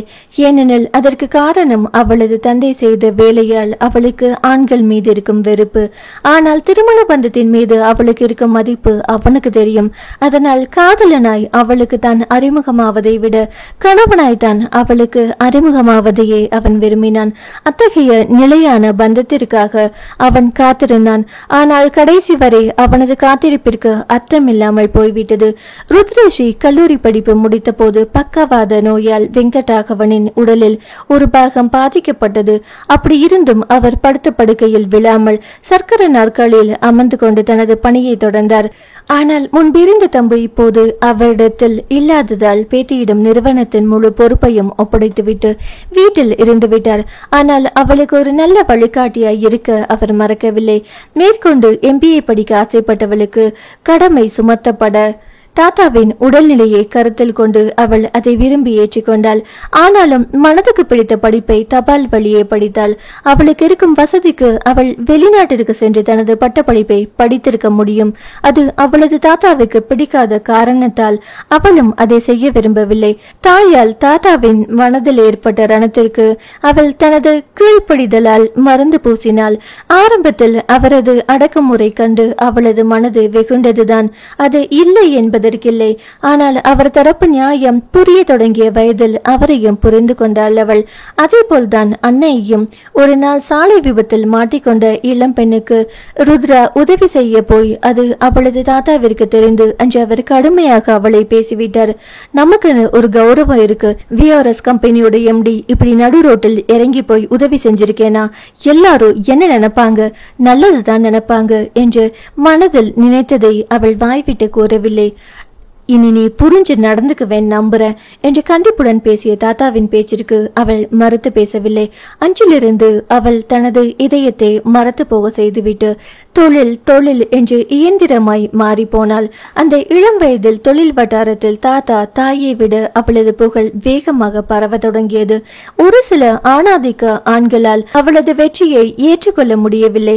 தாயை போல் கேவலமான வழியை பின்பற்றி முன்னேறியிருப்பாள் என்று தனது சாக்கடை மனதில் அசிங்கத்தை வார்த்தைகளில் அள்ளி தெரிந்தனர். அதில் சில தைரியமாக அவளிடமும் வந்து டேட்டிங்கிற்கு வர விருப்பமா என்று வேறு கேட்டனர். அதில் உச்சபட்ச ஆத்திரம் அடைந்த ருத்ராவின் கை கேட்டவர்களின் கன்னத்தில் பதிந்தது தனி கதை. அந்த அளவுக்கு நெருப்பாய் தகித்தவளை விட்டில் பூச்சி ஆண்களால் அவ்வளவு எளிதில் நெருங்க முடியவில்லை. அதன் முடிவாய் அவளது பெயர் வெளிவட்டாரத்தில் ருத்ரஷியா திமிர் பிடித்த பெண், கர்வம் அகம்பாவம் பிடித்தவள், ஆத்திரக்காரி என்ற பட்ட பெயர்களை வாங்கி கொடுத்தது. அதையெல்லாம் கவனிக்க அவளுக்கு நேரம் இருந்ததில்லை. அப்படியே காதல் விழுந்தாலும் பெரிதாக அதை கண்டுகொள்வதும் இல்லை. அதைவிட அவளது தாய் வாங்காத கற்பில் நெருப்பு போன்றவள் என்ற பெயரை அவள் பெற்றுவிட்டாள். அதுதான் அவளுக்கும் வேண்டியிருந்தது. அவளது வாழ்நாள் லட்சியமான நிறுவனத்திற்காக வெளிநாட்டு நிறுவனத்திடம் பேச்சுவார்த்தை நடத்தியவள் அதை வெற்றிகரமாக செய்து முடித்து அதற்கான வேலையை ஆரம்பித்த போது வெங்கட் ராகவன் பேத்தியின் வளர்ச்சியை கண்டு பூரித்து போனார். தனது பாரம்பரியத்தை, குடும்ப கௌரவத்தை பேத்தி காப்பாற்றுவாள் என்று அன்றுதான் அவருக்கு நம்பிக்கை வந்தது. ஆனால் அவரது சுபாவம் அதை பேத்தியிடத்தில் சொல்லாமல் தடுத்தது. அப்படி சொல்லியிருந்தால் ருத்ராவின் மனதிலும் மாற்றம் வந்திருக்குமோ? சோபனா மகிழ்ச்சியோடு வாழ்த்து சொன்ன போது தேங்க்ஸ் என்கிற சம்பிரதாய வார்த்தையோடு மகள் வேறு வேலையை பார்க்க சென்ற போது அவர் மனதளவில் மிகவும் அடிபட்டு போனார். ஆனாலும் அதற்கு மேல் மகளிடம் அவரால் நெருங்க முடியவில்லை. அன்று 10வது பொது தேர்வில் தான் சாதித்த போது கொண்டாடாத அன்னை இன்று கொண்டாடுவது கண்டு அவளுக்கு மிகுந்த வெறுப்பாய் இருந்தது. இதற்கு தானே என்னை உணர்வில்லாமல் இயந்திரமாய் வளர்த்தீங்க, அப்போ இப்ப அனுபவிங்க என்று நினைத்தவளுக்கு யாரையும் கண்டு கொள்ள நேரமில்லை. அந்த அளவுக்கு வேலை அவளை உள்ளிழுத்து கொண்டது. நிறுவனம் தொடங்குவதன் சம்மதமாக அவள் அமெரிக்காவுக்கும் இந்தியாவுக்கும் பறந்து கொண்டிருந்தாள். அதே போல் இத்தனை வருடங்களில் ஜெகனின் வாழ்க்கையும் ஏறுமுகத்தில் சென்று கொண்டிருந்தது. திரைப்படத்துறையில் முக்கியமாக தயாரிப்பாளராய் அவன் மாறியிருந்தான். காளிமுத்துவிற்கு மகனது இந்த பொறுப்பான மாற்றம் வளர்ச்சி மிகுந்த மகிழ்ச்சியை அளித்தது. அவருக்கு வேண்டியதும் இதுதானே. இந்த நிலையில் ரம்யா தனது பட்டப்படிப்பினை படித்து முடித்திருந்தாள். வயது 22 ஆனது. அதனால் முதலில் அவளுக்கு மாப்பிள்ளையை பார்க்கலாம் என்று காளிமுத்து எண்ணினார். முதலில் அவளுக்கு பார்த்தால்தான் அடுத்து ஜெகன் செல்வாவுக்கு திருமணம் முடிக்க வசதியாக இருக்கும் என்று நினைத்தார். அவளுக்கு மாப்பிள்ளை பார்க்க மிகவும் தீவிரமாக அவர் இறங்க இங்கே ரம்யாவோ செல்வாவை நினைத்து தவித்துக் கொண்டிருந்தாள். அன்று ரஞ்சனி திருமணத்தில் கோபித்துக் கொண்டவன் தான். அதன் பின் கடந்து சென்ற இந்த 5 வருடங்களில் அவளிடம் அவன் பேச முயற்சிக்கவில்லை. இவ்வளவு ஏன் தப்பித்தவறி அவள் எதிரில் வந்தால் கூட அவளை பார்க்காது சென்று விடுவான். அந்த அளவுக்கு அவளது வார்த்தைகள் அவன் மனதை காயப்படுத்தி இருந்தது. யாருமில்லாத அவனுக்கு எல்லாமுமாக அவளை நினைத்தான். அப்படிப்பட்டவள் பேசிய வார்த்தைகளை அவனால் மறக்க முடியவில்லை. செல்வாவுக்கும் அவளுக்கும் இடையில் உறவு சுமூகமாக இல்லாமல் இருக்கும் இந்த நிலையில் காளிமுத்து மாப்பிளை பார்க்க ஆரம்பித்து விட்டதை எண்ணி ரம்யா உள்ளுக்குள் கலங்கி போனாள். இந்த நொடி வரை செல்வா பற்றிய எண்ணம் அவன் தன் அத்தை மகன் என்பதை தாண்டி வேறு எதுவும் அவளிடத்தில் தோன்றவில்லை. அவன் சொன்னது போல் காதல் எல்லாம் வரவே இல்லை. ஆனால் அவன் அவளிடம் பேசாது பாராமுகம் காட்டுவது அவளது மனதுக்கு மிகுந்த வருத்தமாய் இருந்தது என்னவோ உண்மை.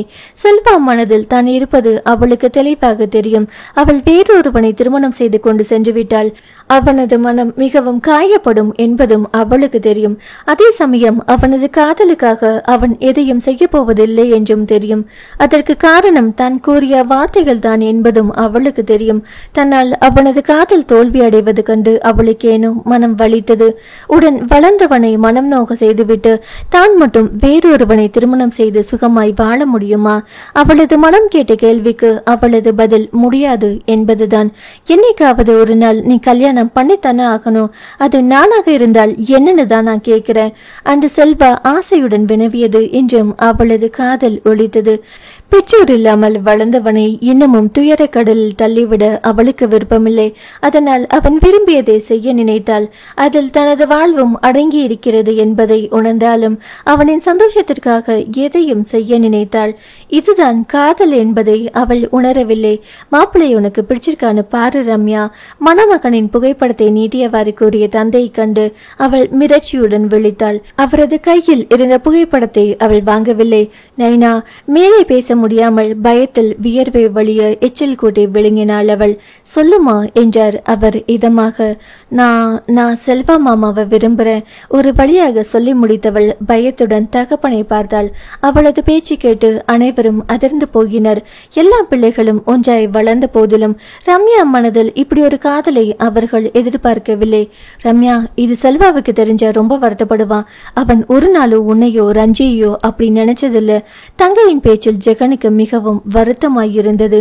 ஆனால் அதற்கு காரணம் தனது நண்பன் தான் என்று அவனுக்கு அந்நேரம் தோன்றவில்லை. ஆனா எனக்கு பிடிச்சிருக்கே. அவள் சொல்லி முடிக்கும் முன் காளிமுத்துவின் கை மகளின் கன்னத்தை பதம் பார்த்தது. என்னங்க, வயசுக்கு வந்த பொண்ணு போய் கை நீட்டி அடிக்கிறீங்களே. அகிலாண்டம் மகளை தன்னோடு அணைத்து கொள்ள, இவ பேசுற பேச்சுக்கு என்ன பண்ண சொல்ற? இவ சொல்றத கேட்டுதானே செல்வாவை விரும்புறாளாம். இதை எப்படி நான் அவன்கிட்ட சொல்லுவேன்?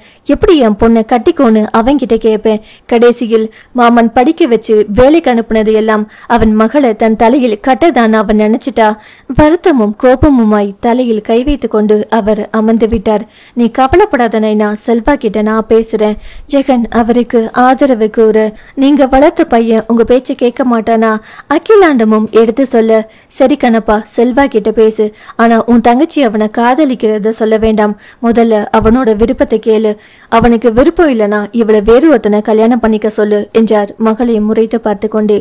தந்தையின் பார்வை ரம்யாவை ஈட்டி போல் குத்திய போதும் செல்வாவிற்காக அவள் அதை தாங்கி நின்றாள்.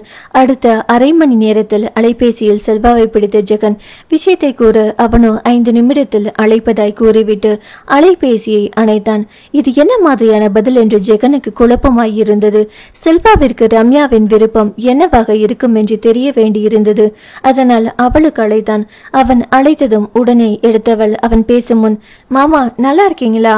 இத்தனை நாளாய் அவளிடம் பேசாமல் தவிக்க விட்டவனை எண்ணி எண்ணி தவித்தவளின் தவிப்பு அதில் அப்பட்டமாய் தெரிந்தது.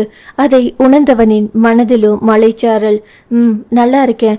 அவனது இணக்கமான பதிலில் இத்தனை நாளை தவித்த அவளது மனம் அமைதி அடைந்தது. ஜெகன் என்னமோ சொல்றான், உனக்கு இதில் விருப்பமா என்றவன் மேலே பேசாமல் அமைதிக்காக அவனது வார்த்தையில் அவள் மனம் உடைந்தாள். விருப்பம் இல்லாமதான் நான் உங்களுக்காக நைனா கிட்ட அடி வாங்கினேனா? என்ன சொல்ற? செல்வா பதறினான். ஜெகன் அவனிடத்தில் சாதாரணமாய் திருமண பேச்சை பற்றி தான் பேசினான்.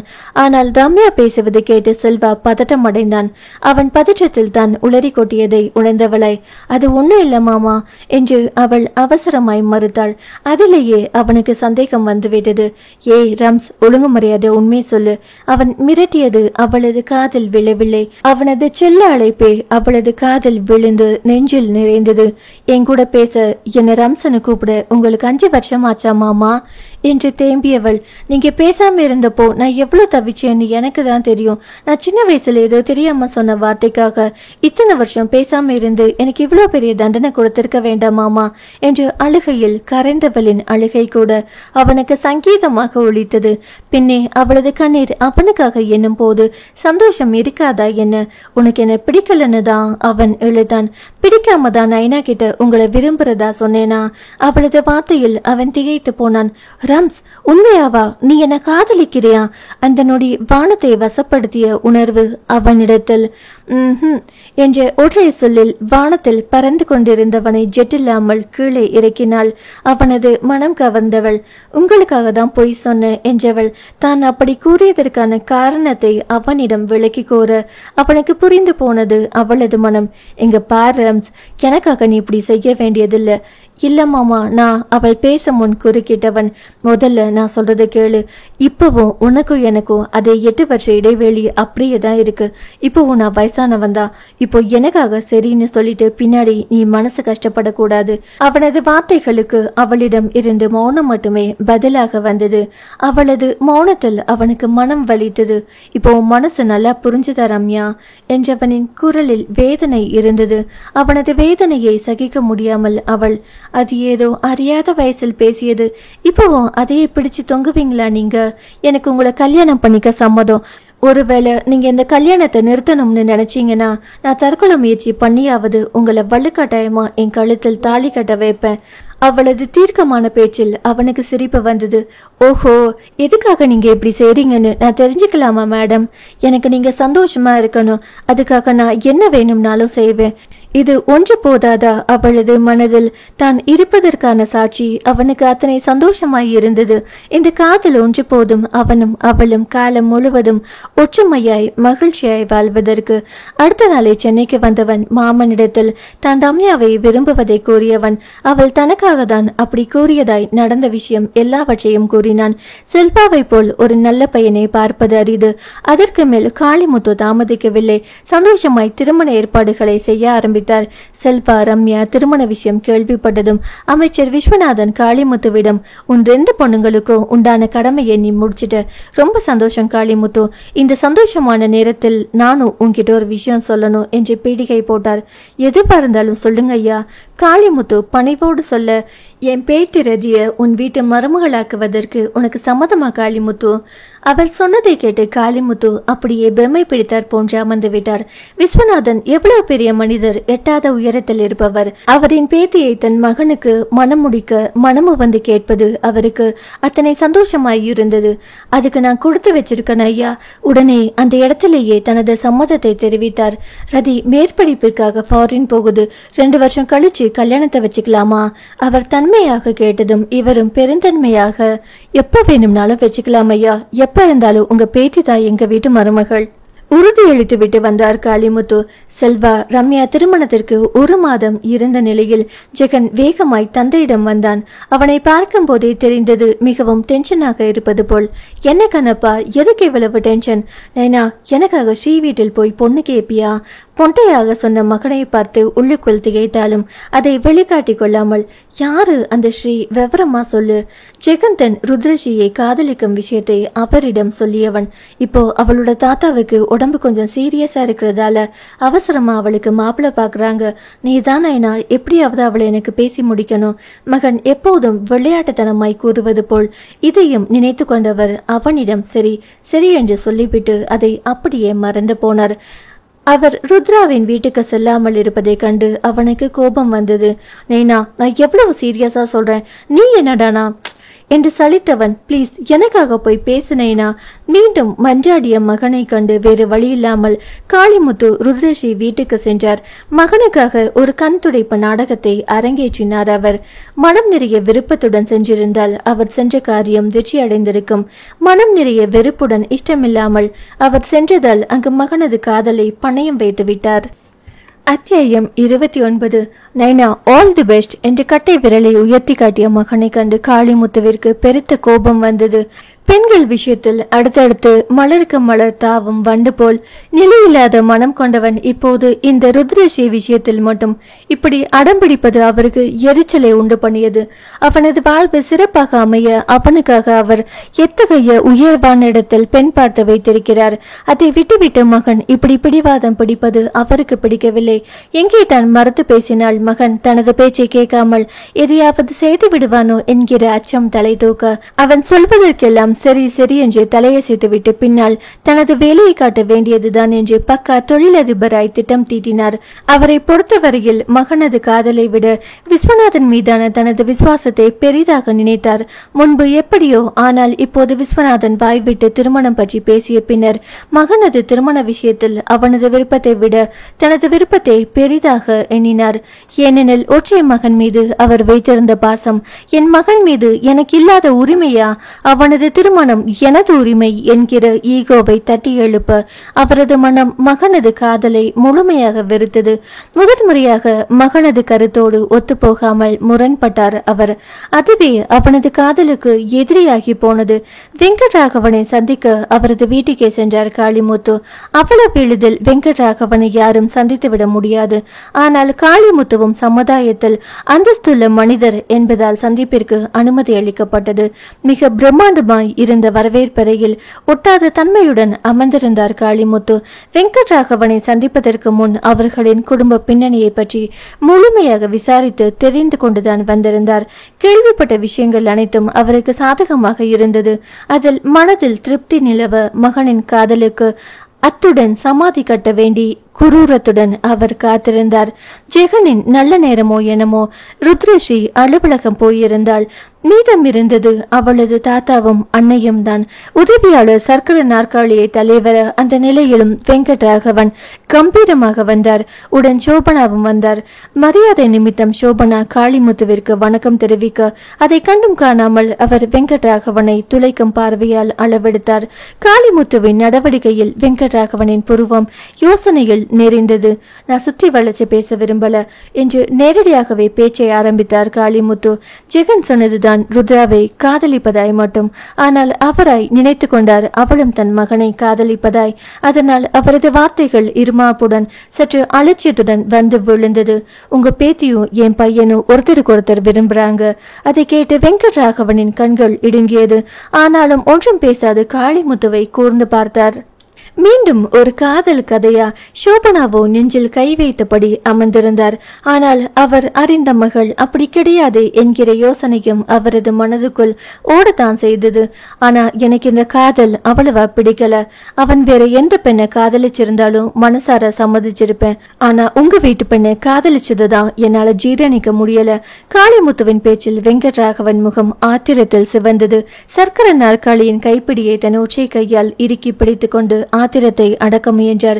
இருவரின் அமைதியை தனக்கு சாதகமாக எண்ணிக்கொண்ட காளிமுத்து மேலே பேசலானார். வெளியில் உங்க பொண்ணுக்கும் சரி உங்க பேத்திக்கும் சரி அவ்வளவா நல்ல பேர் இல்ல. நான் என்ன சொல்ல வரேன்னு உங்களுக்கு புரிஞ்சிருக்கும். இப்படிப்பட்ட குடும்பத்திலிருந்து பெண் எடுத்தா அது எனக்கு தான் கௌரவ குறைச்சல். எங்க வீட்டுக்கு மகாலட்சுமி போல் ஒரு பெண்ணை தேடுறோம். ஆனால் உங்க பேத்தி அதுக்கு தகுதியான பெண் இல்லை. பணக்கார பையனதோ உங்க பேத்தி என் மகனை வளைச்சு போட பார்க்கிறாள் போல் இருக்கு. அதனால தயவு செஞ்சு உங்க பேத்தி கிட்ட சொல்லி என் மகனை விட்டுற சொல்லுங்க. உங்களுக்கு புண்ணியமா போகும். காளிமுத்துவின் பேச்சில் வெகுண்ட வெங்கட்ராகவன் முருகா என்று உதவியாளரை உறக்க அழைத்தார். உடல் செயலிழந்து போனாலும் தனது குரல் செயலிழந்து போகவில்லை என்பதை அவரது சிம்ம குரல் சொல்லாமல் சொல்லியது. அதில் காளிமுத்து கூட சிறிது அரண்டு போய்விட்டார். நான் சொல்ற டீடைல்ஸை ருத்ராவுக்கு மெயில் பண்ணு என்றவர் கார்த்திக்கின் தகுதிகளை பட்டியலிட்டு சொன்னார். கார்த்திக்கின் தந்தை ராகவேந்தர் அவருக்கு உறவு முறையில் மகன் வேண்டும். அதனால் ராகவேந்தர் விருப்பப்பட்டுதான் ருத்ரஷியை தனது மகனுக்கு பெண் கேட்டார். வெங்கட்ராகவன் சொல்ல சொல்ல உதவியாளர் குறித்து கொண்டார். பின் முகத்தை சுளித்தவராய் அவரிடமும் அவரது மகனை பற்றின தகுதிகளை கேட்டு அதையும் குறிச்சுக்கோ. காளிமுத்து புரியாமல் பார்த்தவர். அப்போ அது எதுக்கு மிஸ்டர் காளிமுத்து? நீங்க பேசிய பேச்ச எதிர்பேச்சு பேசாம நாங்க கேட்டது போல் நீங்களும் நாங்க கேட்கிறத சொல்லுங்க என்றார் வெறுப்பாய். காளிமுத்து மகனை பற்றிய தகுதிகளை சொன்னவர் புரியாமல் நடப்பதை வேடிக்கை பார்த்தார்.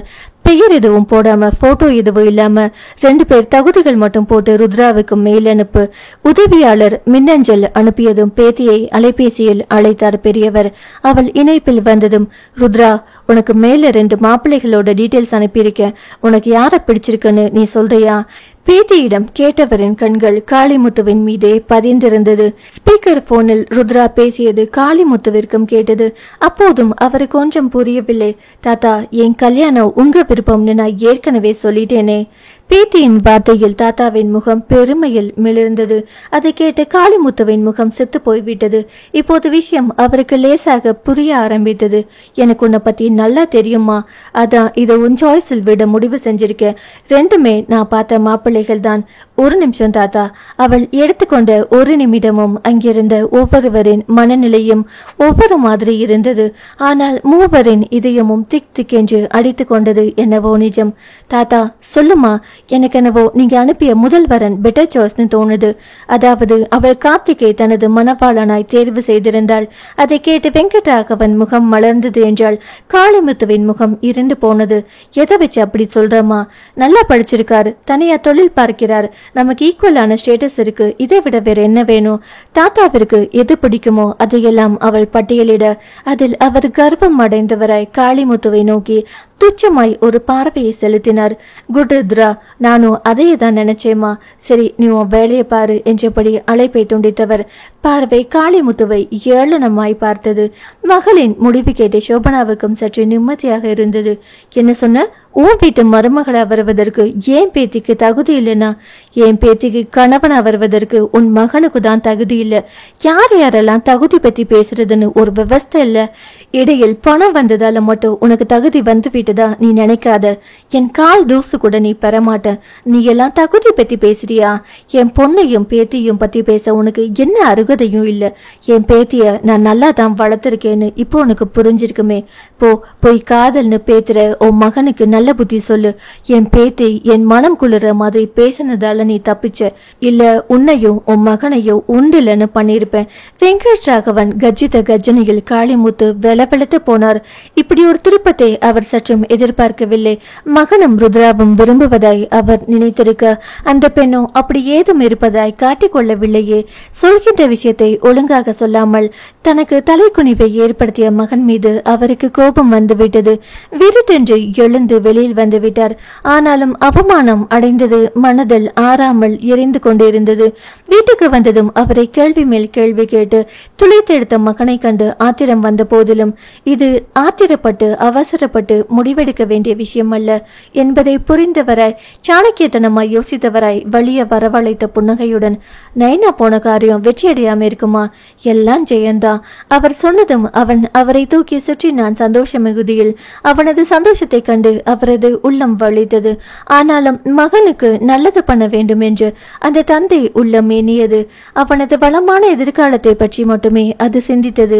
மகன் மீதுள்ள பாசம் மகனது காதலை காவு வாங்க துணிந்து விட்டது. அந்த பொண்ணு ஏதோ வேலையா இருக்கிறதால இப்போதைக்கு கல்யாணம் வேண்டாம்னு சொல்லிச்சு. இன்னும் கொஞ்ச நாள் பொறுத்துக்கோ, அது வேலை முடிஞ்சதும் நானே ஒரு நல்ல நாள் பார்த்து உங்க கல்யாணத்தை நடத்தி வைக்கிறேன்.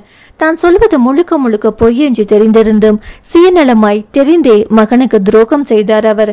ஆமா நைனா, ஏதோ ஃபேக்டரி கட்டிட்டு இருக்கா, அது அவளோட ட்ரீம் ப்ராஜெக்டாம். கண்களில் கனவு மின்ன சொன்னவனை கண்டு அவருக்கு வேதனையாய் இருக்கத்தான் செய்தது. சரி நைனா, நான் வெயிட் பண்றேன்.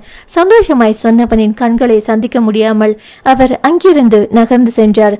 கண்ணில் படாதவள் அவனின் கருத்தில் நிலைக்க மாட்டாள் என்று அவர் தப்பு கணக்கு போட்டுவிட்டார். அவர் நினைத்தது போல் அவன் ருதர்ஷி கண்ணில் படவில்லைதான். ஆனால் அவனது கருத்து முழுவதும் அவள் தான் நிறைந்திருந்தாள் என்பதை அந்த தகப்பனால் அறிந்து கொள்ள முடியவில்லை. அவனும் தனது காதல் திருமணத்தை பெற்றோர் நிச்சயித்த திருமணமாக காட்ட வேண்டி அவளை சந்திக்க சிறிதும் முயற்சிக்கவில்லை. அதுவே அவனுக்கு வினையாகி போனது. அவன் ஒரு முறை அவளை சந்தித்து பேசியிருந்தாலும் அவளின் நிலை பற்றி அவன் அறிந்திருப்பான். அதற்கு தக்க நடவடிக்கையும் எடுத்திருப்பான். அதன் பின் அவன் ரம்யா செல்வா திருமணத்தில் பிஸியாகிவிட அங்கே ருத்ரஷிக்கும் கார்த்திகிற்கும் திருமண ஏற்பாடுகள் வேகமாக நடக்க ஆரம்பித்தது. ருத்ரஷியை வேண்டாம் என்று சொல்வதற்கு கார்த்திகிற்கு எந்த ஒரு காரணமும் இல்லை. அழகாய் இருந்தால், நன்றாக படித்திருந்தால், மிகவும் புத்திசாலியாக இருந்தால், அதைவிட திறமையாக தொழிலை நடத்தி கொண்டிருந்தாள். அத்தகைய பெண்ணை தன் மனைவி என்று சொல்வதில் அவனுக்குமே பெருமைதான். அதனால் அவன் மிகுந்த விருப்பத்துடன் சம்மதம் சொன்னான். செல்வா ரம்யாவிற்கு திருமணம் முடிந்து மும்பையில் அவர்களை தனி குடித்தனம் வைப்பதற்காக காளிமுத்து குடும்பத்துடன் மும்பைக்கு சென்றார். அதற்கு வேறொரு காரணமும் இருந்தது. ருத்ரஷியின் திருமண நாள் நெருங்கி கொண்டு இருந்தது. அந்த நேரத்தில் மகனை அங்கிருக்க வைப்பதில் அவருக்கு விருப்பமில்லை. அதனால் அவனை அழைத்து கொண்டு மும்பைக்கு வந்துவிட்டார். சில நாட்கள் அங்கே தங்கியிருந்த ஜெகன் வேலை விஷயமாய் மீண்டும் சென்னை கிளம்பினான். இன்னும் கொஞ்ச நாள் இங்கே இருப்பமை கண்ணப்பா. காளிமுத்துவின் வார்த்தையை செல்வாவும் ஆமோதிக்க, முக்கியமான வேலை நைனா, நான் இல்லாம அது நடக்காது என்றவனை அதற்கு மேல் தடுத்து நிறுத்தம் வழியறியாது. அவனுடன் அவரும் கிளம்பினார். 2 நாட்களில் ருத்ரஷியின் திருமணம் என்ற நிலையில் ஜெகன் சென்னை வந்து சேர்ந்தான். அன்றிரவு தனது வேலையை முடித்துக் கொண்டு வரும்போதுதான் பிரம்மாண்டமான ருத்ரஷியின் திருமண சுவரொட்டியை பார்த்தான். அதை கண்டவன் அதிர்ந்து போனவனாய் வீட்டுக்கு வந்தவன் தந்தையை பிடித்து கதறி விட்டான். அவள் எனக்கு தானே சொன்னேனேனா, இப்ப எப்படி வேறொருத்தன் கூட என்னால ஜீரணிக்கவே முடியலேனேனா, ஐயோ என்று கதறி அழுதவனை சமாதானப்படுத்த முடியாமல் காளிமுத்து செய்வதறியாது திகைத்து நின்றிருந்தார். நைனா, ஏன் நைனா பொய் சொன்ன? கல்யாணத்துக்கு சம்மதிச்சுட்டான்னு ஏன் பொய் சொன்ன? அப்படி சம்மதிச்சவ இப்ப எப்படி வேற ஒருத்தன் கூட? சொல்ல முடியாமல் தேம்பியவனை கண்டு அவரது உள்ளம் பதற அவனை இறுக அணைத்து கொண்டார் ஆறுதலாய். நான் எப்படி கண்ணப்பா உண்மையை சொல்லுவேன்? அவளுக்கு உன்னை பிடிக்கலையாம், அவளைதான் பிடிச்சிருக்காம், உன்னை கல்யாணம் பண்ண முடியாதுன்னு சொல்லிட்டா கண்ணப்பா. அவளா அப்படி சொன்னா? இருக்காது நைனா. அது எப்படி? அவள் என்ன யோசித்தும் அவனுக்கு விடை கிடைக்கவில்லை. அதை விட என்ன வேறு கேவலமா பேசிட்டாள் கண்ணப்பா. அவங்க அந்தஸ்துக்கு நாம சரி சம்மதியான ஆளுங்க கிடையாதாம். இன்னும் நிறைய பேசினாள்லப்பா. இப்போ அது எல்லாம் எதுக்கு? அந்த பொண்ணு உனக்கு வேண்டா கண்ணப்பா. நைனா உனக்கு வேறொரு நல்ல பொண்ணா பார்த்து கல்யாணம் பண்ணி வைக்கிறேன். வெங்கட்ராகவன் பேசியதை எல்லாம் ருத்ரா பேசியதை காளிமுத்து திரித்து கூறினார். மறந்தும் தான் பேசிய வார்த்தைகளை மகனிடத்தில் கூறவில்லை. இக்கட்டான நிலையில் மனித மனம் தனக்கான சாதகமான விஷயங்களை மட்டுமே யோசிக்கும். அதுபோல் அவரும் தனக்கு சாதகமாக யோசித்தாரே தவிர மகனின் மனதை பற்றி யோசிக்கவில்லை. அவருக்கு தெரியும், தன்னை பற்றி அந்த பெண் தவறாக பேசினாள் என்று தெரிந்தால் மகன் அவள் இருக்கும் பக்கம் கூட திரும்பி பார்க்க மாட்டான் என்று. அந்த அளவுக்கு மகனுக்கு தன் மீது பாசம் இருக்கிறது என்று கர்வமாக எண்ணினார். தந்தை பாசத்தை விட காதல் சற்று உயர்வு கூட என்பதை அந்த கணம் அவர் மறந்து போனது அந்த பரிதாபம். தந்தை சொன்னது போல் அந்தஸ்து பேதம் அவர்களுக்கு இடையில் நிரம்ப முடியாத இடைவெளியை ஏற்படுத்திய போதும் காதல் என்கிற ஒற்றை வார்த்தையில் அதை தாண்ட நினைத்த அவன் மடமையை என்னவென்று சொல்வது? அவன் ஆண் என்பதை மறந்து கண்ணீராரை பெருகி வழிந்தது அவனது கண்களில். அவள் அவனுக்கில்லை என்கிற நிதர்சனம் நெஞ்சை சுட்டது. அதை தாங்க இயலாதவனாய் தந்தையின் மடியில் படுத்து கதறி எழுதான். அவனது அழுகை அவரது கல் மனதையும் கொஞ்சம் இறங்க செய்தது. ஆனாலும் அவனின் விருப்பத்திற்கு சரி என்று சொல்ல முடியாமல் அவரது விசுவாசம் தடை செய்தது. அன்றிரவு அறையில் அவனை படுக்க வைத்துவிட்டு அவரும் உடன் படுத்துக் கொண்டார். அந்த நிலையில் மகனை தனியே விட அவருக்கு மனமில்லை. நள்ளிரவில் அயர்ந்து உறங்கிக் கொண்டிருந்தவன் திடுக்கிட்டு எழுந்து அமர்ந்தான். காதல் கொண்ட நெஞ்சம் காதலியை அடுத்தவனுக்கு தாரை வார்த்து கொடுக்க மனமில்லாது எப்படியாவது அவளை அடைய சொல்லியது. அவள் தன்னை வெறுக்க எந்த காரணம் வேண்டும் என்றாலும் இருந்துவிட்டு போகட்டும். அதுக்காக எல்லாம் அவளை யாருக்கோ விட்டு கொடுக்க அவனால் இயலாது. அவளை மனைவியாக்கி கொண்ட பெண் தனது காதலால் அவளின் வெறுப்பை விருப்பாய் மாற்ற வைக்க அவனால் முடியும். அந்த அளவுக்கு அவனது காதல் மீது அவனுக்கு நம்பிக்கை இருந்தது. அந்த நம்பிக்கை கொடுத்த தைரியத்தில் அவளை தூக்கி வந்தாவது திருமணம் செய்ய வேண்டும் என்று எண்ணி அந்த நள்ளிரவு நேரத்தில் காரை எடுத்துக்கொண்டு சென்றான் அவன்.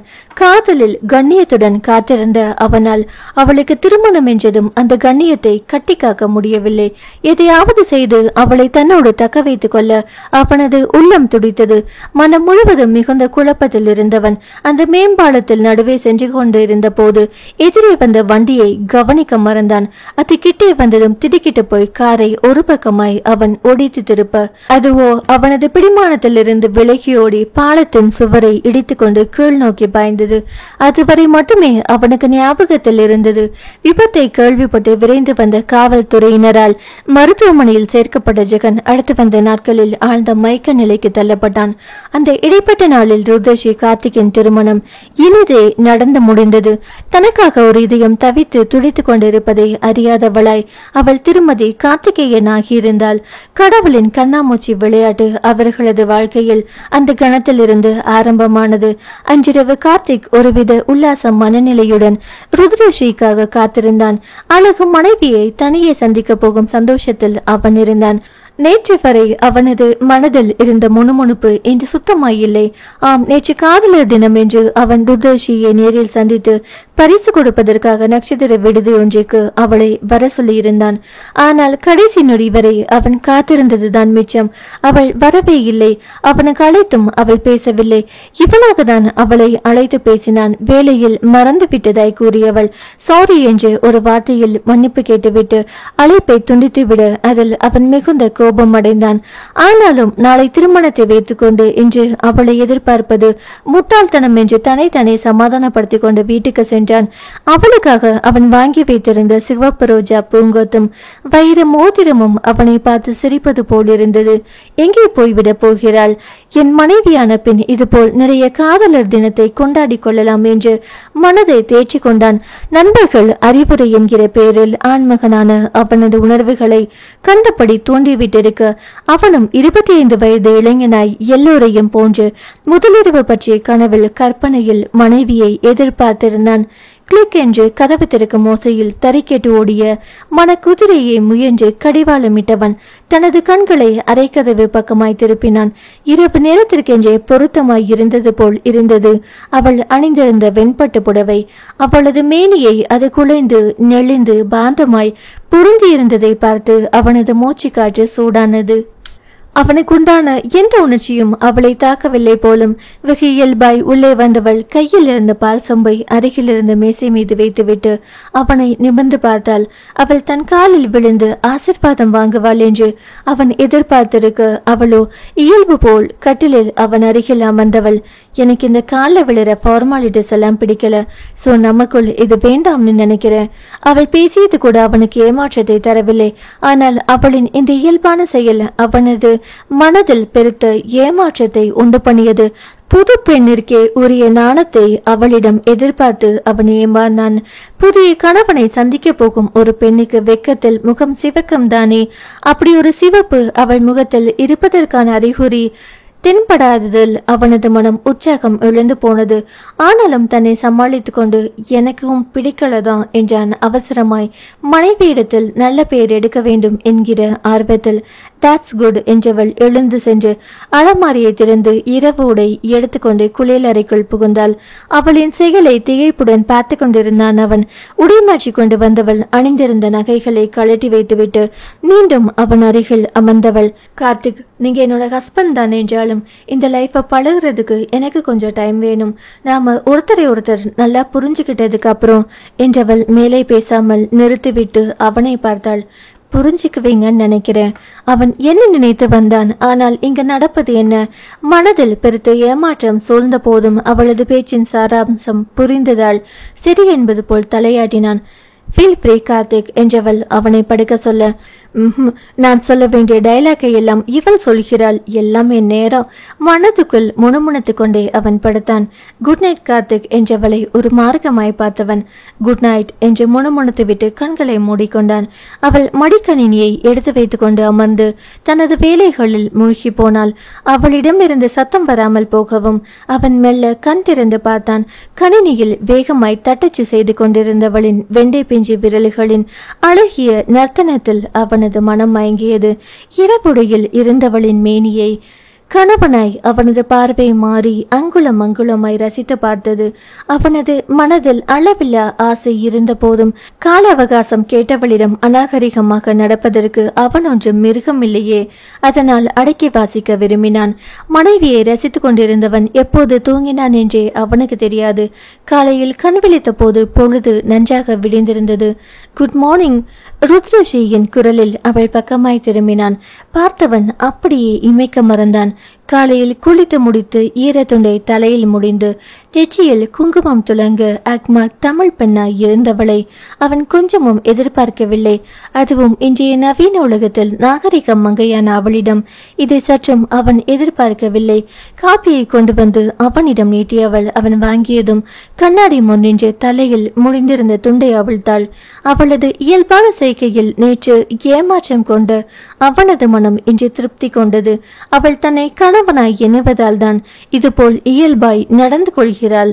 அப்படியென்றால் அவளது மனதில் தான் இருக்கிறோம் என்கிற எண்ணமே அவனுக்கு உற்சாகத்தை தர கையில் இருந்த காப்பியை மேசை மீது வைத்துவிட்டு அவன் ருத்ராவை நோக்கி சென்றான். அவளின் பின்புறமாய் வந்து நின்றவனை அவள் கேள்வியை பார்க்கும்போது அவளை இறுக்கமாய் அணைத்தவன் அதே வேகத்தோடு தாபமாய் அவளது கழுத்தில் முகம் புதைத்தான். அவனது திடீர் செய்கையில் ருத்ரஸ்ரீ உள்ளுக்குள் விதிர்த்து போனாள். திருமணம், அதன் பின் வரும் கணவன் மனைவி உறவு, இதை பற்றி தெரியாத அளவுக்கு அவள் ஒன்றும் அறியாத பெண்ணில்லையே. அதனால் அவனது செயலுக்கு உட்பட்டு அமைதியாய் நின்றாள். ஆனால் கணவனது தொடுகையில் ஊனும் உயிரும் உருக அவனோடு கலந்துவிடும் தாபம் மட்டும் அவளுள் தோன்றவில்லை. அதற்காக அவனை சகித்து கொண்டாள் என்றும் சொல்ல முடியாது. கணவனை பிடித்திருக்கிறது, பிடிக்கவில்லை என்ற எண்ணத்தை விட திருமணமான ஆண் பெண்ணுக்கிடையில் நிகழும் இயல்பான செயல் என்று இதை நினைத்தாலே தவிர அதில் முழு மனதுடன் ஈடுபட வேண்டும் என்று அவள் நினைக்கவில்லை. உணர்வுகள் மறக்கடிக்கப்பட்டு வளர்க்கப்பட்ட பாவப்பட்ட குழந்தை அப்படித்தான் என்னும் அந்தந்த வயதிற்குரிய உணர்வுகளுடன் அவள் வளர்க்கப்பட்டிருந்தாள். இப்போது கணவனது தொடுகையில் உருகிய பாகாய் கரைந்திருப்பாள். அதற்குள் கார்த்திக் இதழ்கள் அவளது இதழை தேடி வந்து சிறை செய்தது. அதில் அவனது இளமை உணர்வுகள் தூண்டப்பட இதழ் முத்தம் நீண்டு கொண்டே சென்றது. அவளுக்கோ இதழ் பழித்ததுதான் மிச்சம். எப்போதடா அவன் தன்னை விடுவிப்பான் என்று மனதில் தவித்து கொண்டிருந்தாள். அப்போது கடிகாரம் 8 முறை அடித்தது. அதில் ருத்ரஸ்ரீக்கு அன்றைய நாளின் வேலை ஞாபகம் வர அவனை பிடித்து தள்ளினாள். அவளது விலகலை உணர்ந்தவனாய் அவளை விட்டு விலகியவன், இந்த மாதிரி சின்ன சின்ன விஷயங்கள் நடந்தால்தான் நமக்குள் புரிந்துணர்வு வரும் என்று சிரிப்போடு கூறியவன் மீண்டும் அவளை இழுத்து அணைக்க முயல, ப்ளீஸ் கார்த்திக், நம்ம கோவிலுக்கு போயிட்டு வந்துட்டு அப்புறம் நான் ஃபேக்டரிக்கு போகணும், இன்னைக்கு முக்கியமான வேலை இருக்கு என்றபடி விலகியவளை ஏமாற்றமாய் பார்த்தவன் ஒன்றும் பேசாது குளியலறைக்குள் புகுந்து கதவை சாத்தி கொண்டான். அவன் சென்றதும் தலையை பிடித்து கொண்டு அமர்ந்து விட்டாள் ருத்ரஸ்ரீ. அன்று கோவிலுக்கு சென்றுவிட்டு அவள் தனது வேலையை பார்க்க சென்றுவிட அவளது வீட்டில் தனிமையில் இருக்க கார்த்திகிற்கு ஒரு மாதிரியாக இருந்ததால் தனது வீட்டுக்கு கிளம்பி சென்று விட்டான். அங்கு அவனது அன்னை மனோகரியிடம் புலம்பி தீர்த்து விட்டான். அம்மா, கல்யாணமான மறுநாள் யாராவது வேலைக்கு போவாங்களாமா? ஆனா உங்க மருமகள் போகிறாள், எனக்கு எரிச்சலா இருக்குமா? மகன் சொல்வதை கவலையுடன் கேட்டுக்கொண்டிருந்தார் அவர். அவருக்குமே மருமகளின் செயல் பிடிக்கவில்லைதான். அவன் கூறியதை கேட்டுக்கொண்டு அங்கே வந்த ராகவேந்தர், என் மருமகள் உன்ன மாதிரி இல்லடா, உழைப்பின் அருமையை பத்தி நல்லா தெரிஞ்சவ, உனக்கு எங்க அதெல்லாம் தெரிய போகுது, அதான் உனக்கும் சேர்த்து உழைச்சு கொட்ட நான் ஒருத்தன் இருக்கேன்ல, நான் இருக்கிற வரைக்கும் நீ எங்க உருப்பட போற, நான் போன பின்னாடி தான் நீ வருத்தப்பட போற என்று மகனை சாட, நீங்க போன பின்னாடி நான் வருத்தம் எல்லாம் படமாட்டேன், சந்தோஷம்தான் படுவேன் என்றான் மகனும் இடக்கு குரலில். கார்த்திக், என்ன பேசுறேன்னு தெரிஞ்சுதான் பேசுறியா என்று மகனை அடக்கிய மனோகரி கணவனிடம், மருமகள் வந்தாயிற்று, நீங்க இது போல அவனை திட்டத்தை விட்டுவிட்டால் நல்லா இருக்கும், நீங்க இப்படி அவனை திட்டத்தை பார்த்தா அவள் அவனை எப்படி மதிப்பா? அப்படி சொல்லுங்கம்மா என்று கார்த்திக் தாயின் பேச்சிற்கு ஒத்து ஊதினான். அவன் தொழிலில் அப்படி இப்படி இருந்தாலும் அவன் ஒரு ஆண்மகன் அல்லவா? மனைவியின் முன் தலை நிமிர்ந்து நிற்கவே அவன் விரும்பினான். அப்போ அதுக்கேத்த மாதிரி உன் பிள்ளையை நடந்துக்க சொல்லு என்று அவர் முடித்து கொண்டார். உடல் முழுவதும் கட்டு போட்டு கொண்டு படுத்திருந்த மகனது நிலை கண்டு காளிமுத்து கண்ணீர் வடித்தார். ஒரு வாரமான பின்பும் அவன் கண் விழித்து பார்க்கவில்லை. மனம் வேதனையில் துவள அவர் அவன் அருகிலேயே இருந்தார். ஜெகனின் நிலை அறிந்த செல்வா மனைவியுடன் அங்கு வந்துவிட்டான். அவன் தான் தொழிலையும் கவனித்து கொண்டு வீட்டுக்கும் மருத்துவமனைக்கும் அலைந்து கொண்டிருந்தான். நைனா, அந்த நள்ளிரவில் மகனது பலகீனமான குரல் கேட்டு அவன் அருகில் உறங்கிய காளிமுத்து அடித்து பிடித்து கொண்டு எழுந்து அமர்ந்தார். கண்ணப்பா, அவரது கை பாசத்துடன் மகனை தடவியது. நான் எங்கே இருக்கேன்? மெதுவே ஒவ்வொரு வார்த்தையை பேசிய மகனை கண்டு அவரது உள்ளம் வலித்தது. ஹாஸ்பிட்டல்ல கண்ணப்பா, பயப்படாதப்பா, சீக்கிரம் உடம்பு சரியாகி வீட்டுக்கு போயிடலாம். தனது வேதனையை அடக்கி கொண்டு அவனுக்கு ஆறுதல் சொன்னார். அப்போதுதான் அவனுக்கும் ஞாபகத்தில் வந்தது, பாலத்தின் மீதிருந்து கார் கீழே விழுந்தது பற்றி. நைனா, நான் ஸ்ரீயை பார்க்கணும். எதுக்கு அந்த நிலையிலும் அவர் உஷாராய் கேட்டார். வேறு எதுக்கு? கல்யாணம் பண்ணதா? அதில் அவருக்கு கோபம் வந்து விட்டது. அறிவோடு தான் பேசுறியா கண்ணப்பா?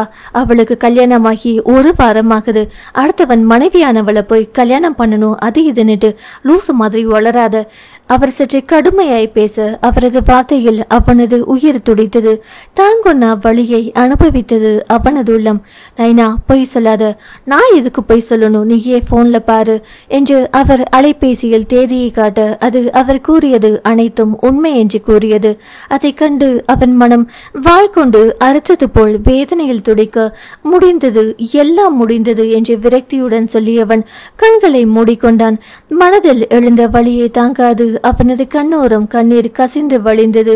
அதை கண்டு தனது கோபத்தை கைவிட்டவராய் காளிமுத்து மகனிடம், கண்ணப்பா ரொம்ப வலிக்குதா?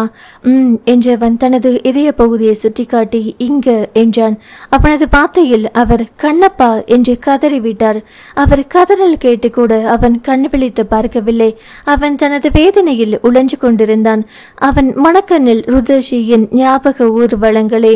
அதை தாங்கிக் கொள்ள முடியாதவனின் மனம் ஸ்ரீ ஸ்ரீ என்று மௌனமாய் அரற்றியது.